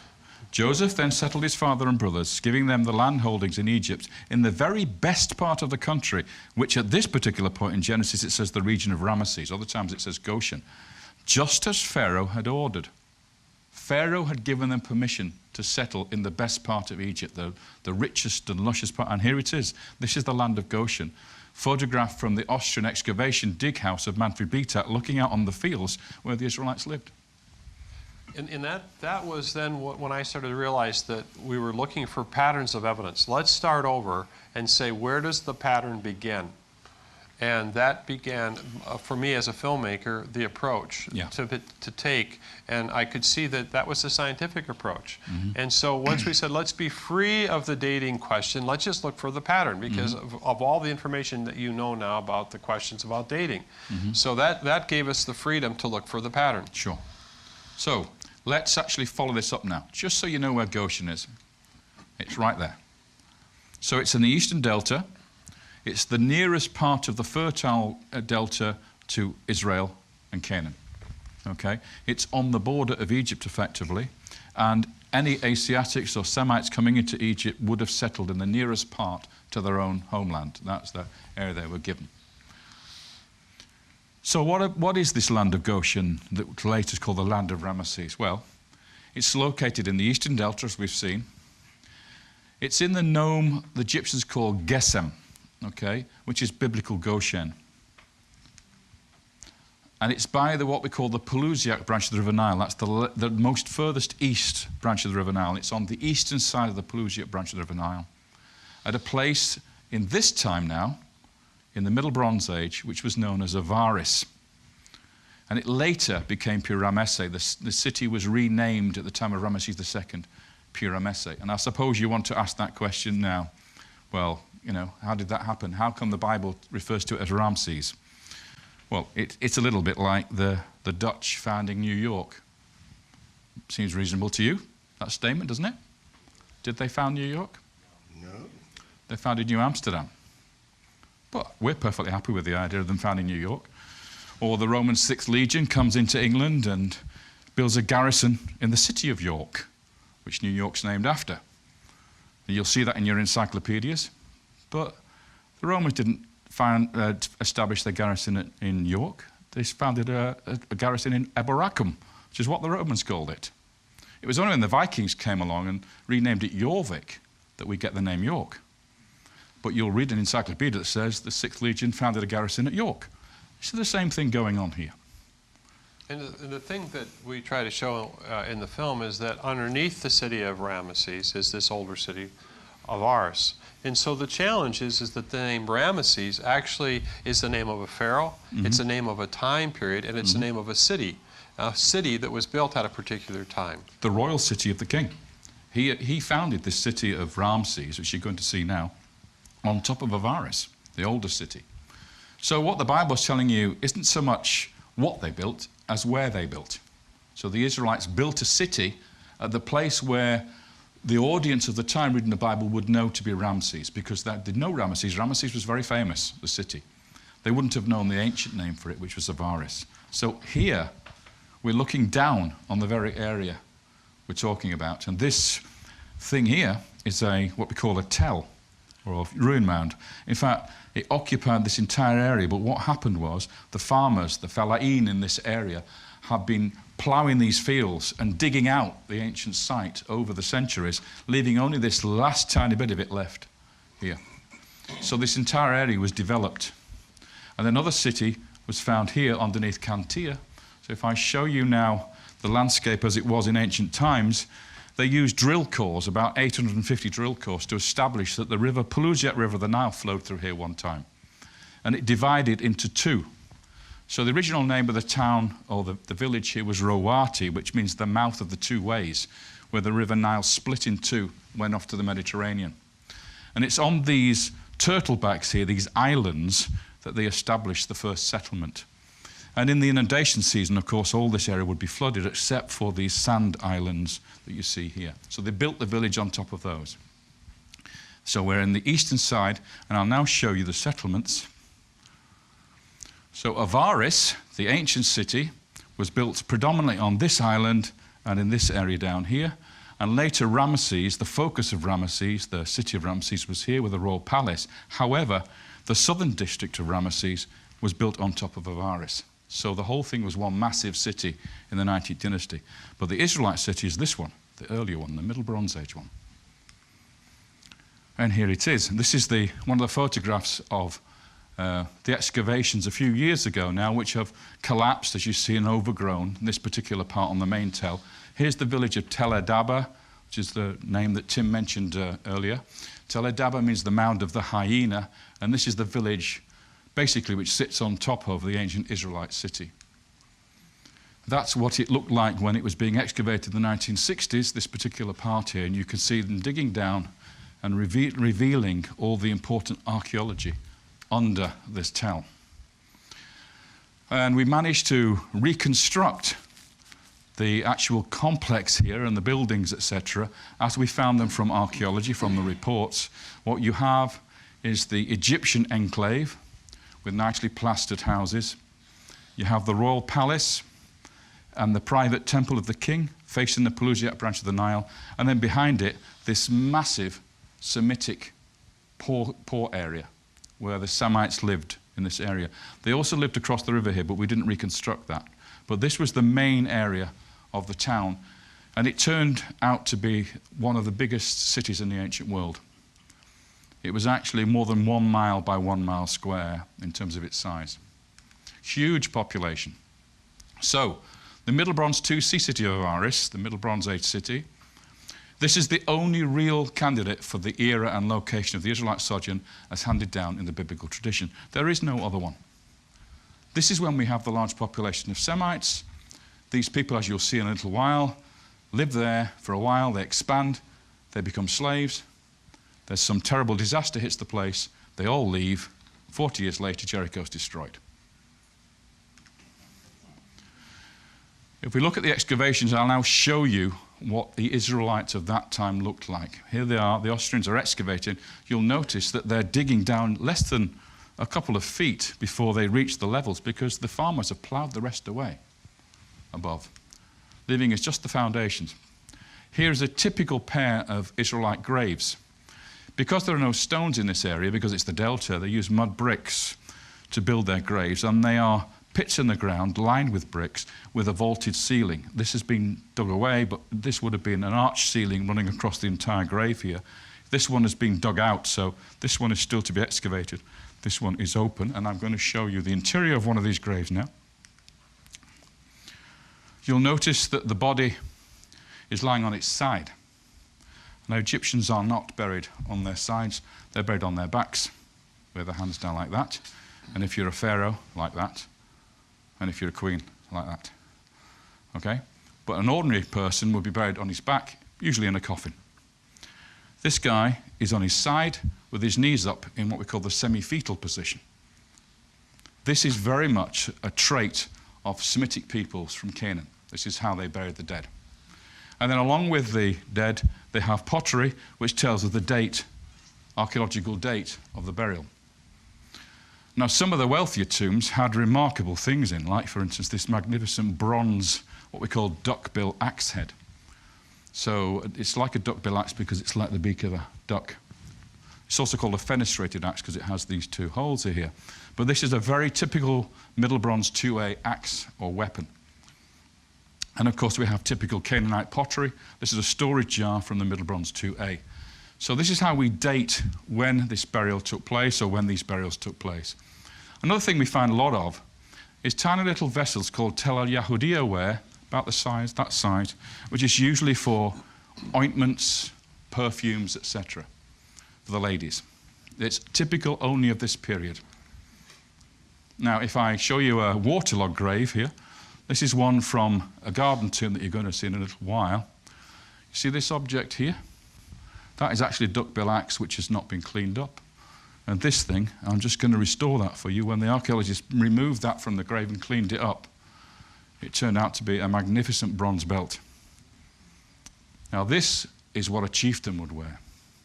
With his long gown on, he would have this magnificent bronze belt around here, and he'd be wearing his dagger, his really important dagger, to show his status, his wealth, his power amongst the tribe. And these are the daggers that were found in these graves. Beautiful bronze ribbing, ivory handles, gold rivets to hold the framework together. This is high status material. This is not cheap rubbish. This is really top class Canaanite, Semitic weaponry. And let me just put a little quote in from the Bible. Simeon and Levi are brothers. Their daggers are vicious weapons. So even in the Bible, we hear reference to these weapons, these daggers being worn by tribal chieftains, the sons of Jacob. And now, in some of these high status burials of these chieftain figures, the bodies were brought to the grave on a truck, a cart, dragged by two donkeys, and then a pit was dug in front of the graves, and the throats of the donkeys were slit, and they were buried in front of the grave. Now that is again typically from Canaan, from Israel, later Israel. We have this type of burial. But what's important is, along with the two donkeys were two sheep placed in their sacrificial sheep. And the bone analysis by the experts on this has demonstrated that these sheep were from North Syria. They are actually the long-haired Syrian variety, which is exactly where the patriarchs came from. And this is the first time we see them in Egypt. We don't have the sheep, this type of sheep, in Egypt until this era. And we all know that the Israelites were shepherds. I think that that's one of the things that always continued to be supportive of the story. The pattern was matching once again, the pattern, the pattern, the pattern. And I think that it wasn't just, I was surprised by some of the other, people who've looked in this. They haven't really thought much about the verses and looked at it and said, well, what are the clues you would look for? Mm-hmm. And once again, the pattern, when you start to add up all the pieces, the pattern really started to make sense to me. Because I didn't want to make a film that was off track. I was trying to understand, something that was valid, that was legitimate. And we had numerous other scholars that have looked at this and said, yes, this matches the story of the time. But you asked Beat the question, what were these people like? And he told you they were shepherds. Yes. And yet he still didn't identify them as the Israelites. Right. He called did he say proto-Israelites? Well, no, he doesn't use that word. Oh, no, he wouldn't use that word. So they can't see the wood for the trees. It's essentially what he's saying. Mm-hmm. Now, if I'll move on because we're getting a little bit time compressed here. So let's move on to Joseph, shall we? This is the historical events behind the tradition of the sojourn. Well, just before the time when I placed Joseph's arrival, we start to see Semites coming into Egypt. This is from Beni Hassan, and they are wearing, yes, you've got it, multicolored coats. This is the only time in Egyptian history we have visual art of Semitic peoples entering Egypt wearing this type of colored coat. In the New Kingdom, when you have the standard chronology, they wear white coats with trim on their sleeves and around their necks. They don't wear multicolored coats. And here is the leader of the brigade coming in, the 37 people, I would call them Midianites. His name is Abishah, and he's called a Hyksos, or a ruler of the foreign countries, and he's got a fabulous coat, much better than the rest of the men of the tribe. So status is all important here. You get the best coat if you're the leader. This is the time of two pharaohs, Senusret III and Amenemhat III, who were co-regents. This is the father, this is the son. What's noticed about these two is how miserable they are. These are the only two pharaohs in Egyptian history which look like this. Look at the way the mouth is turned down. Look at the furrows here. Look how the ears are turned, big ears are turned around at right angles.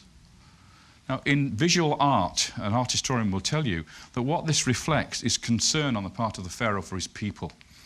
It's not smiley, smiley pharaohs here. This is pharaohs who are worried, who are concerned for Egypt, showing concern for it, and it's the only time we see this. And there's a reason for it. This is the Fayum Basin, which we'll come back to in a minute, Great Lake, Birkat Karun. But this is a quote from the Bible. Genesis 41, 17-21. So Pharaoh told Joseph, "In my dream there I was standing on the bank of the river Nile, when 7 fat cows, fat and sleek, came up out of the Nile and began to feed amongst the rushes. And then 7 more cows came up behind them, starved, very wretched and lean. I have never seen such poor cows in all Egypt. The lean and wretched cows devoured the 7 fat cows, but when they had devoured them, it was impossible to tell, for they looked as wretched as ever." That's Pharaoh's dream.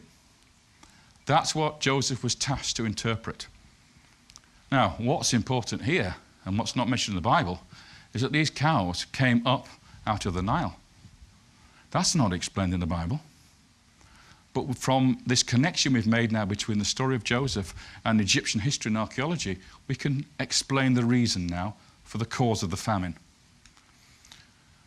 Now, you all know about Nile inundations. Every year in the late spring, the Nile floods its banks. Waters come down the River Nile from Ethiopia, from the Blue Nile and the White Nile, and they flood the Egyptian plain up to the desert plateau. And this happens regularly every year. But the level that it comes to is very crucial to whether or not Egypt prospers or whether it starves.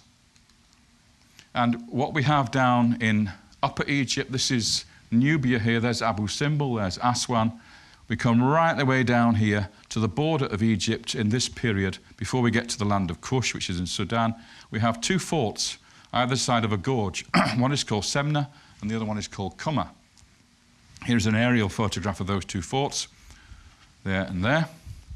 And what happened was, in this particular period, in the reign of Amenemhat III, they started to record the heights of the Nile in the inundation, year by year. First time it had happened, they hadn't done it before. And we believe what it was an early warning system to tell people further north how high the flood was going to be. And if I show you a very complicated chart, I'll explain it very quickly. This is the low level of the river for most of the year. This is the standard flood level in modern times. That means the last 2,000 years here. But in this time, in the reign of Amenemhat, we see these records here, and they tell us that the flood jumped from 12 meters up to around 18 meters in year 3 of the king. And then suddenly, a few years later, it zooms up to 21 meters. So we have a massive increase in water coming into the Nile. This is 4 times the typical average flood, 4 times the quantity. So this is your 7 years of plenty, and that is your 7 years of famine. Plenty because increased water here to this perfect level means more harvest because you can expose more areas to water inundation and the fertile silt. Here, destruction, total destruction. Villages wiped out, cattle killed, drowned, sheep drowned. And the important thing is, if this land is flooded with 4 times the water, it takes 4 times as long for the water to dissipate out to the Mediterranean. So you can't plant your crops. Because when it comes for the end of the season, when you need to plant your seed in the ground is waterlogged. And if it happens year after year after year after year, you get a famine. That's why the cows came out of the river Nile in Pharaoh's dream. The Nile is the cause of both the plenty and the famine. This is the water conditions that they would have been confronted with at the time of planting. So in Genesis 45:6, for this is the 2nd year of the famine. There has been famine in the country, and there are still 5 years to come without ploughing or harvest. Now, if the famine had been caused by a drought, that would not stop ploughing. The only thing that stops ploughing is water. So what does Joseph do about it? Well, he's a genius, this man. This is the great Fayum Lake, and this is what it looks like today. It's called Birket Karun. This is a huge lake. In the time of Joseph and Pharaoh Amenemhat, it was this size. Absolutely enormous. Why did it grow so big? Well, because of this canal that was dug from the Nile to siphon off 50% of the floodwater into this sump, to take away the potential for disaster further north. So he devised this canal, or somebody devised this canal, to divert 50% of the water. King Amenemhat was so pleased with this operation, he actually built his pyramid right on this canal at Awara.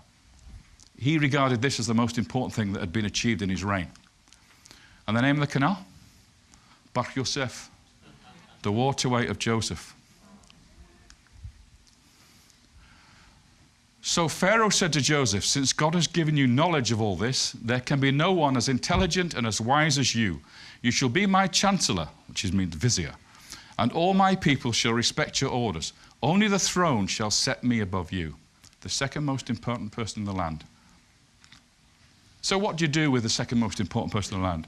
Well, as he gets older, you pension him off with a beautiful house in the land of Goshen, and you can say, you can retire here with your children and your grandchildren and be blessed. You've done your duty for the kingdom, and now you can relax and take it easy. Now, unfortunately, we don't hear much about that in the Bible until Joseph's on his deathbed, where he gathers together the brethren and he tells them, I'm not going to be here for much longer, and I know that one day you will leave Egypt and you will go to the promised land. You make sure you take my body with you. You be sure, you promise me now that you'll take my body with you. So let's find Joseph in the land of Goshen. We start with Jacob, because in the famine, in the 2nd year, Joseph arranges for Jacob and his family to come and settle in the land of Goshen. And in this field, Jacob built a house. This is the reconstruction from the movie of Jacob's house. It's what we call a Mittelsaal house, which is the earliest form of the so-called 4-roomed house or Israelite house. If I put a plan up, you can see that it's basically an open room or courtyard surrounded by other rooms here. These are possibly for animals to be kept in this area, but the main part of the house was this here, Mittelsaal house. It comes from North Syria, this design. It comes from the area where the patriarchs originated. This is the type of house you would expect a patriarch to build in Egypt. And of course, Jacob was a patriarch. And then, after a while, that house, according to the archaeology, was knocked down. The owner of the house had died, and it was decided to build a palace on top of it. And this is the floor of the palace that was excavated by the Austrians. What you see here is a mud brick floor which was painted white, and then you have the settings here for 2 stone bases for wooden columns to hold it up. It was basically a very, very nice audience chamber, and I'm going to show you the reconstruction from the movie again now of that Egyptian-style palace, but it wasn't built for an Egyptian, it was built for a Semite. Possibly the vizier, the northern vizier. When we look at a plan, this part over here was added later. The original facade was here, along here, and this courtyard was added later, including these 2 suites here, and a new entrance here. But the original part of the house was this here. This is the shot you just saw of the 4 column bases and the mud brick floor. This was the audience chamber to receive visitors. This was his personal washroom, and this is probably his robing room here. And this, believe it or not, was his bedroom. And this is a mud brick platform, which is the biggest bed ever found in the ancient world. You would expect that for Joseph, wouldn't you, the guy who interpreted dreams, to have the best bed in the world? Now, what struck me immediately about this, and by the way, these 2 suites are identical. How many sons did Joseph have? So when they were growing up and were getting their first wife, he built 2 apartments for them, exactly the same. No arguing. You can't have a bigger one than him. You must both have the same size apartment. And, significantly, the original facade of Joseph's palace had, you guessed it, 12 columns, representing the 12 brothers, 12 tribes. In the back garden, and this is now the palace over here, this is the model that the Austrian excavators built for the palace. You'll see a series of tombs, and I suppose you're already ahead of me. There are 12 of them. 12 main tombs, subsidiary ones, possibly for wives here, but 12 main ones. Each one had a tree planted in front of it. But you'll notice number 12 is rather different to the rest. Number 12 is a pyramid tomb. Here you see that pyramid tomb at the back of the garden, dated at the same time as the palace here. The ones that you see along the line here, and these ones are slightly earlier. By the way, those daggers that I showed you earlier on came from these tombs. Now that pyramid tomb is what we're going to concentrate on now. This is the photograph before they started to excavate down into the tomb. What you see here is a platform made of mud brick, and then on the front a base for a chapel. So you have a pyramid with a chapel in front of it. As I say, they haven't started excavating, and now the plan of it looks like this. Here's your platform base for the pyramid, here's your chapel, and underground, underneath the pyramid, we have a mud brick vault where the burial took place. I'll explain what that is in a minute. Here they are digging down into the burial chamber, and this is all they found inside. A few broken bits of limestone, and that strange thing. I'll show you the excavation of the actual tomb itself. Here we see this man in the blue galabert is standing in the corner of the tomb. That's the chapel over there. There's the fragments of limestone and this large group of heavier limestone here. That is what we're going to concentrate on in a minute. And looking in the other direction, here is that object again, looking from the chapel towards the burial chamber. And in the burial chamber, all you've got is this piece of limestone and 2 more pieces of limestone from the same object. Completely empty. No bones, no mummy beads, no coffin wood, no pottery. Absolutely empty. So the archaeologists said, oh, I know why that is. Because there's a tunnel that's been dug in from the chapel into the burial chamber, and everything has been cleaned out. But then I asked BTAC, what grave robber would take the bones? What's the value of the bones to a grave robber? Doesn't work. This is not robbery. This is removal, pious removal of the body. So now the crunch time is, what is this? Well, it stood in the chapel in front of the tomb. And when they assembled the bits, it was quite clear that it was part of a human statue, the top half. But you'll notice that the whole of the face has been smashed off. This is reconstruction here. The eyes have been gouged out with an axe. Look at this massive hit on the top of the head there. But we also have a throw stick on the shoulder. I'll come back to that in a minute. If we look at the hair, beautifully coiffured, beautifully combed, and the original paint still survives on this statue, red hair, flame red hair. And on the forehead, although you can't see it too well, this is yellow paint. So yellow skin, red hair, beautifully coiffured and combed, in what we call the mushrooms hairstyle. And on his shoulder, a throw stick. Now, a throw stick is a symbol of an Asiatic or Semite. So this high official with this statue is an official of state, but he's a foreigner. He's not an Egyptian. On the back shoulder, I began to see, can you see, fragments of paint in stripes. See that one? Can you see them coming in this direction here or on the shoulders, the collar, and then they go down vertically? If I highlight that for you, just a little bit, just to help you to understand it. It's a multicolored coat. So this statue, which is twice life size, seated statue, of a high official of state with yellow skin, red hair, wearing a multicolored coat in a tomb, a pyramid tomb. Now, a pyramid tomb is normally not given to a high official. In this period, only kings had pyramids. Only kings had colossal statues. No individual other than the king would have that. This guy has been honored to the highest level that a king could grant. Art historians have looked at this statue and said that it was carved and made in the royal workshops next to the pyramid of Amenemhat III. Okay, so the king ordered this statue for this individual.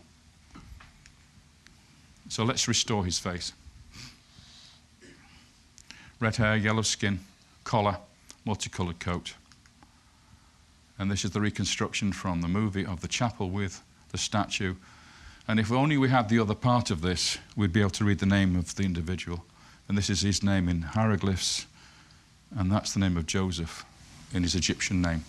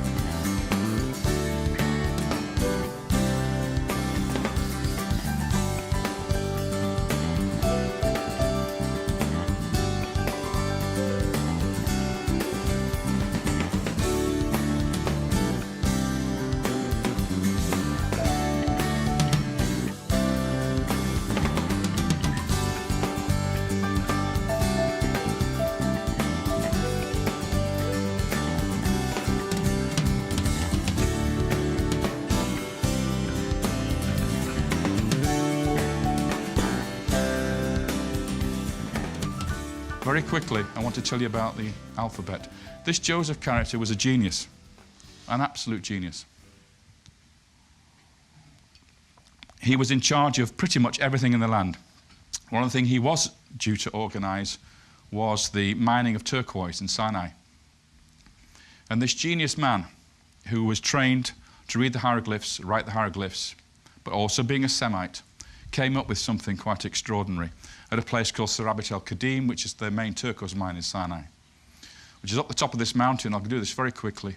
You climb up to the heights in the middle of Sinai, and you arrive at a temple here, right on the top of the mountain.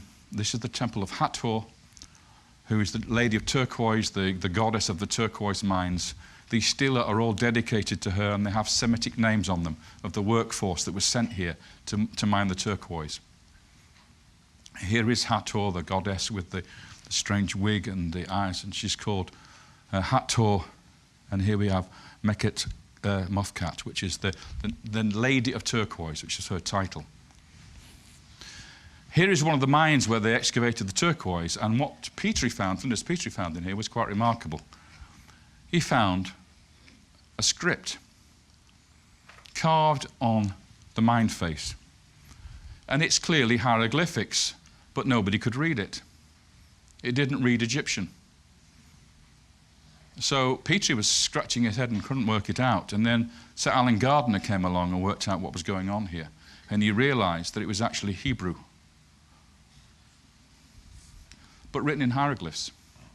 And it's called Proto-Sinaitic. So here is your Hebrew alphabet with the earliest form of writing. So what happens, for instance, I'll give you an example here. The water sign in Egyptian hieroglyphs is the word for nu, water, but in Hebrew it's mayim, so that becomes the letter M.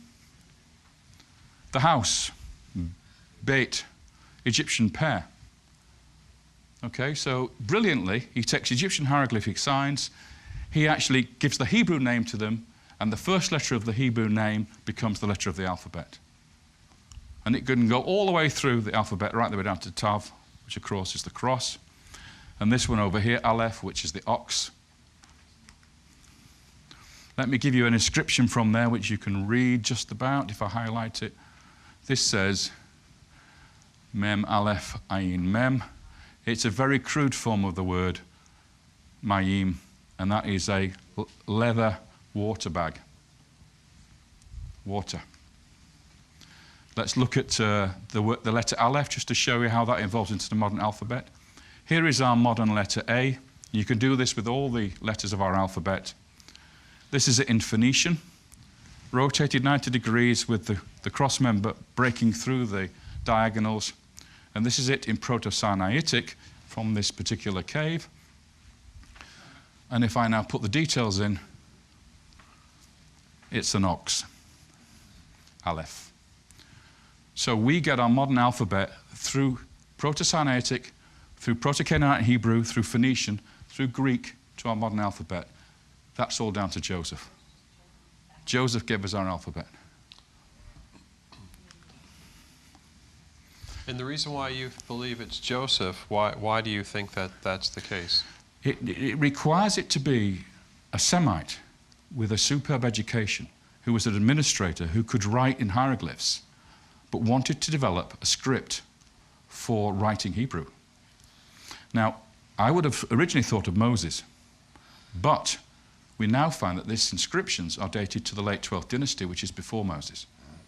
So it has to be somebody else. And the only person I can think of who capable of doing that was the man who was the most important official in the land of the Pharaohs, the vizier, capable of doing all this, who was a Semite, who lived in that palace in the eastern delta. It's logical to assume that it must be Joseph who did this.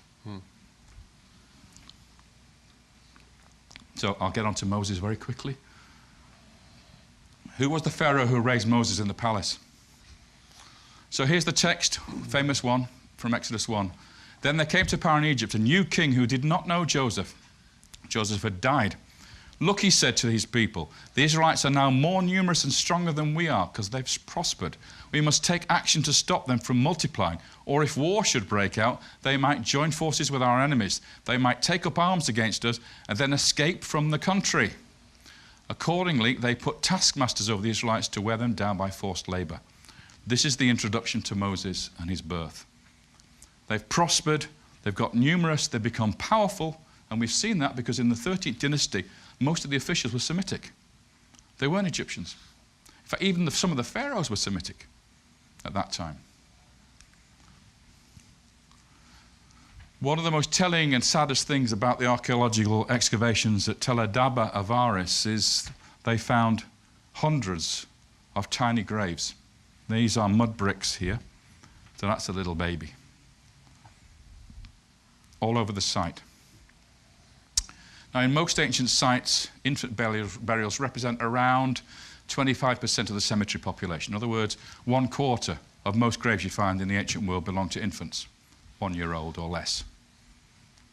In this site at Avaris, infant burials represent 50% of the total cemetery population.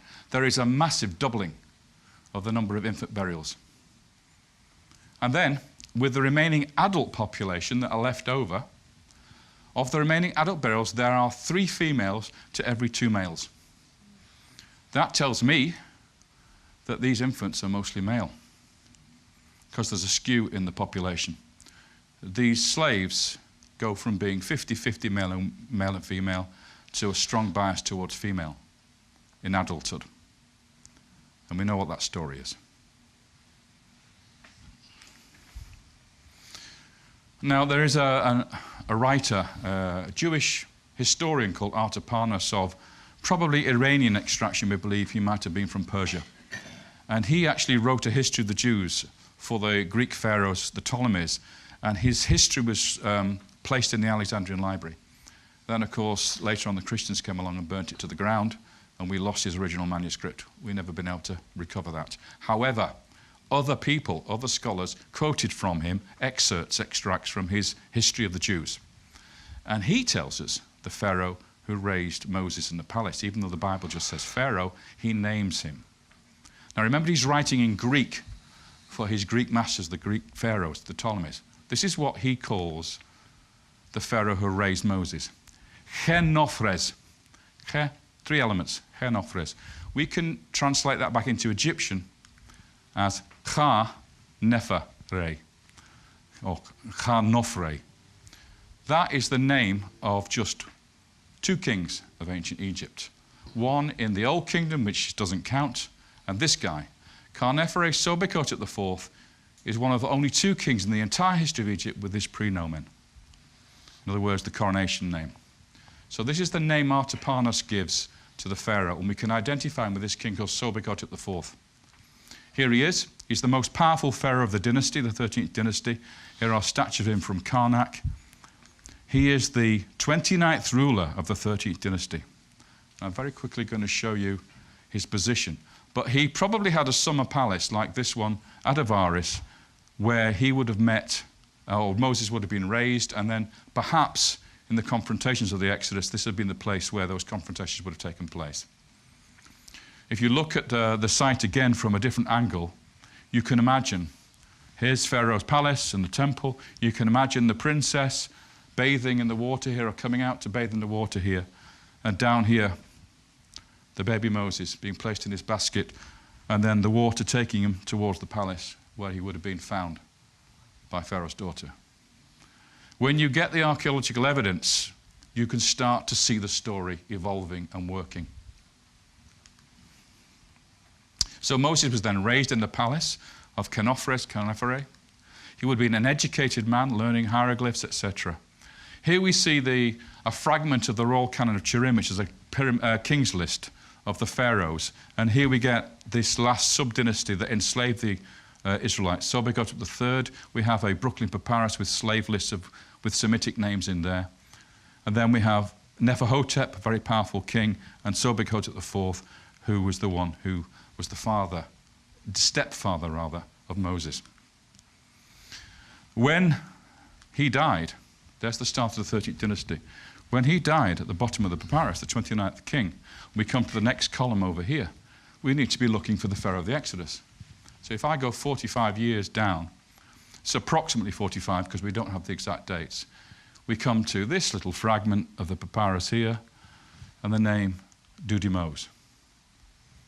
Remember that name, because he's the Pharaoh of the Exodus, not Ramesses II. This nobody, this guy who nobody's ever heard of.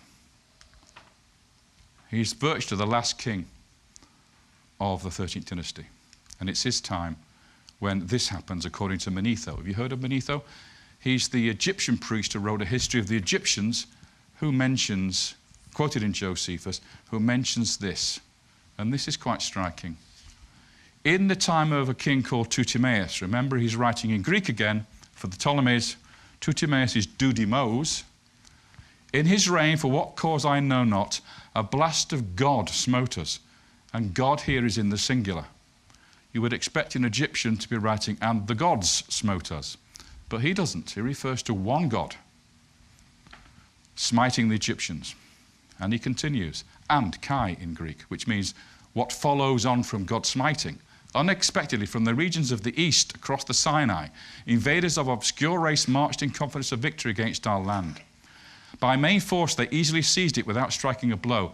And having overpowered the rulers of the land, they then burned our cities ruthlessly, razed to the ground the temples of the gods, and treated all the natives with cruel hostility, massacring some and leading into slavery the wives and children of others.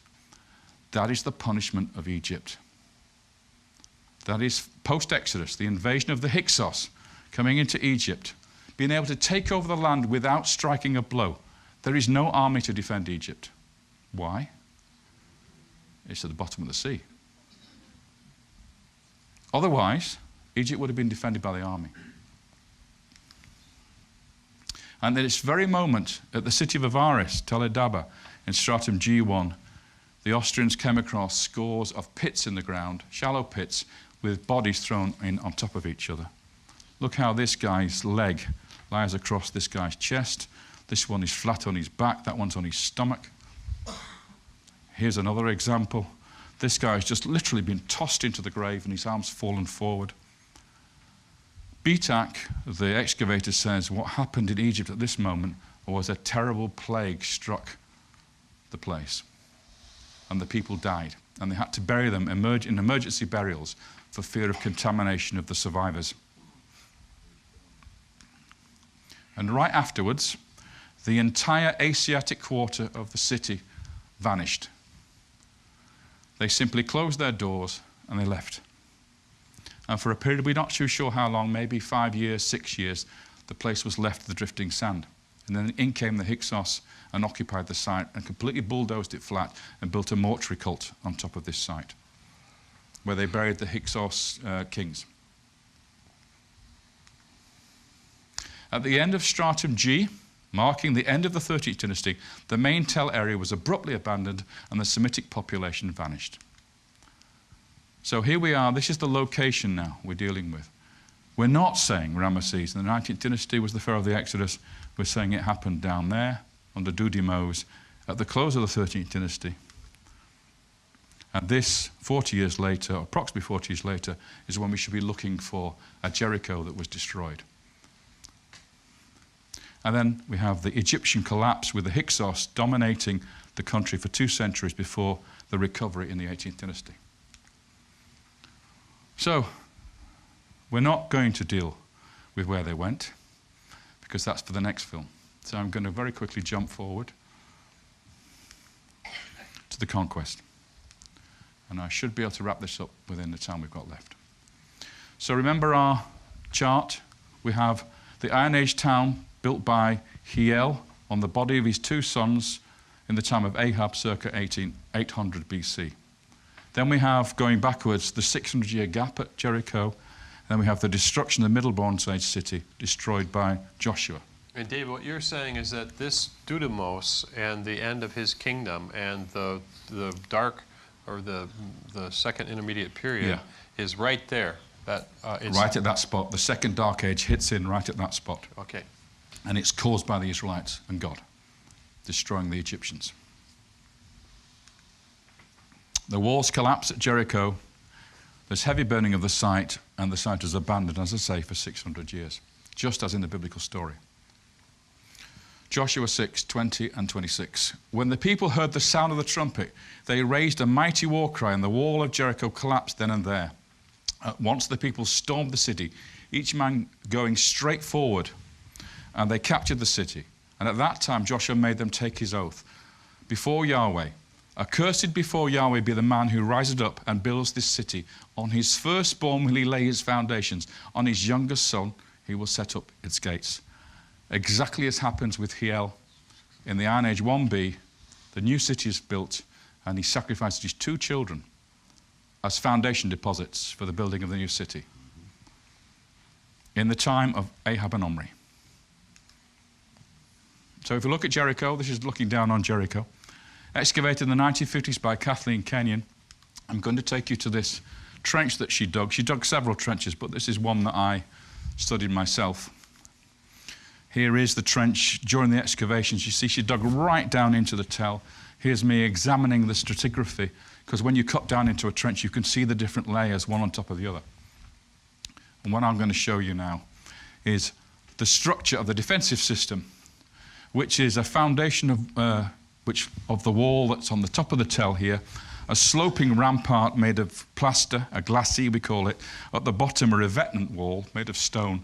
And so it's virtually impossible to attack this monstrous structure, these high walls that you see at Jericho in the Middle Bronze Age.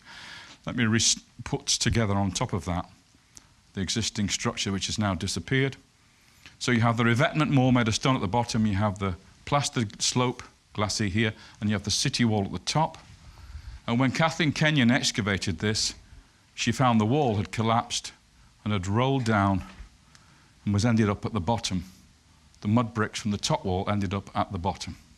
The walls came tumbling down.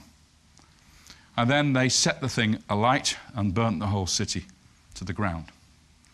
So again, this is the wonderful reconstruction from the movie. When the archaeologists were excavating the houses, they found large storage jars full of grain. This grain was heavily charred from burning. But what this tells us is when the attack took place, when the destruction took place, it took place shortly after Passover, because that's when the harvest is brought in from the Jordan Valley. And we know it wasn't a long siege because the jars are still full. It must have been a very short siege of the city. What does the Bible tell us? 7 days. If we move on to Hatzor, very important site, the greatest or foremost of the kingdoms according to the Bible. It was the royal citadel of a king called Jabin, who was the top knob of the area. Joshua 10:11. Joshua then turned back and captured Hatzor, putting its king, called Jabin, to the sword. Hatzor in olden days was the foremost of those kingdoms. In compliance with the curse of destruction, they put every living creature to the sword. Not a living soul was left, and Hatzor was burnt to the ground. It suffered the same fate as Jericho. There were 2 or 3 major cities that suffered the same fate. What's key for me is the name of the king that Joshua personally thrust his sword into. When they were excavating it, and they're still excavating it, this is the late Bronze Age palace up here, but if you go deep, deep down below that, they exposed the corner of the Middle Bronze Age palace. This is the time when Jericho was destroyed. This is the time when Hatzor was destroyed.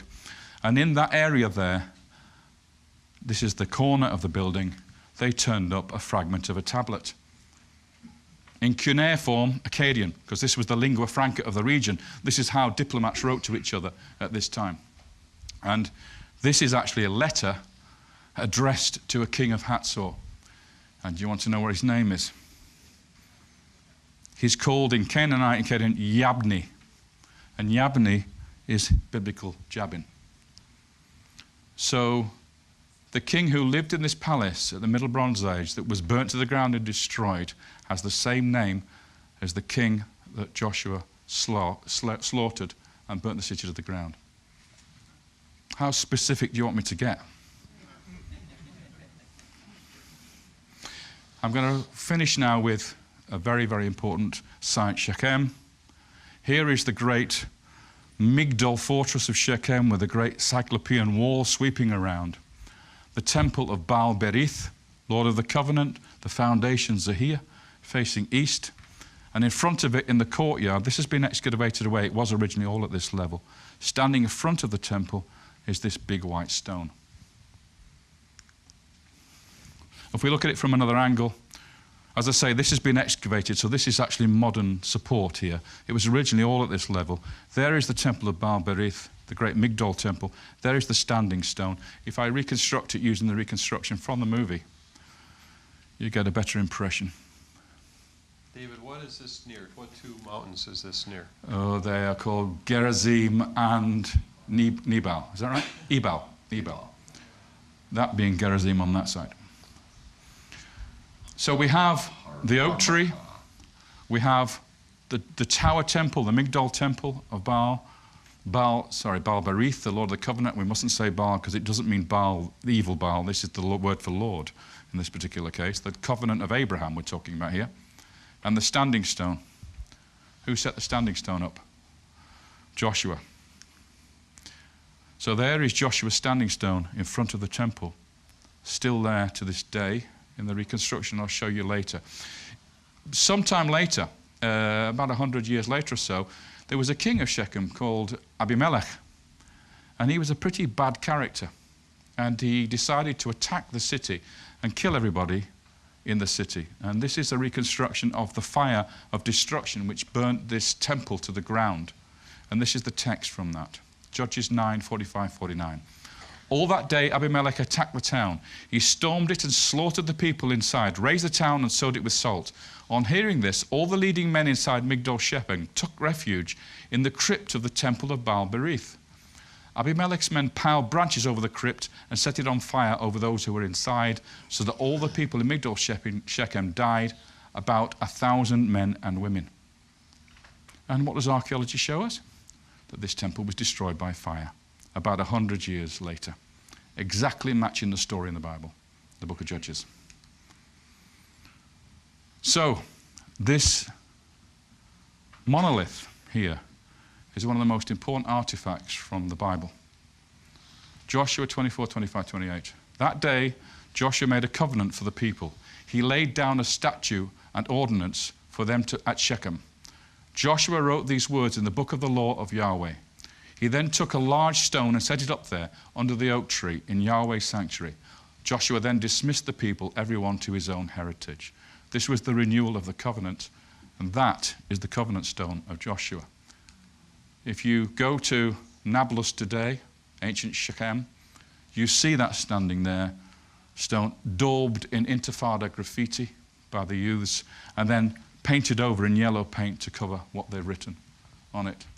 Standing there forlorn, not recognized by anybody. The Israelis don't recognize it. The archaeologists don't recognize it for what it is. It's so obvious what it is, but of course, it's 300 years too early to be Joshua's standing stone. So it can't be.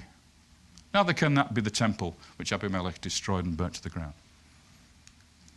So, let's look at our wall of time one more time.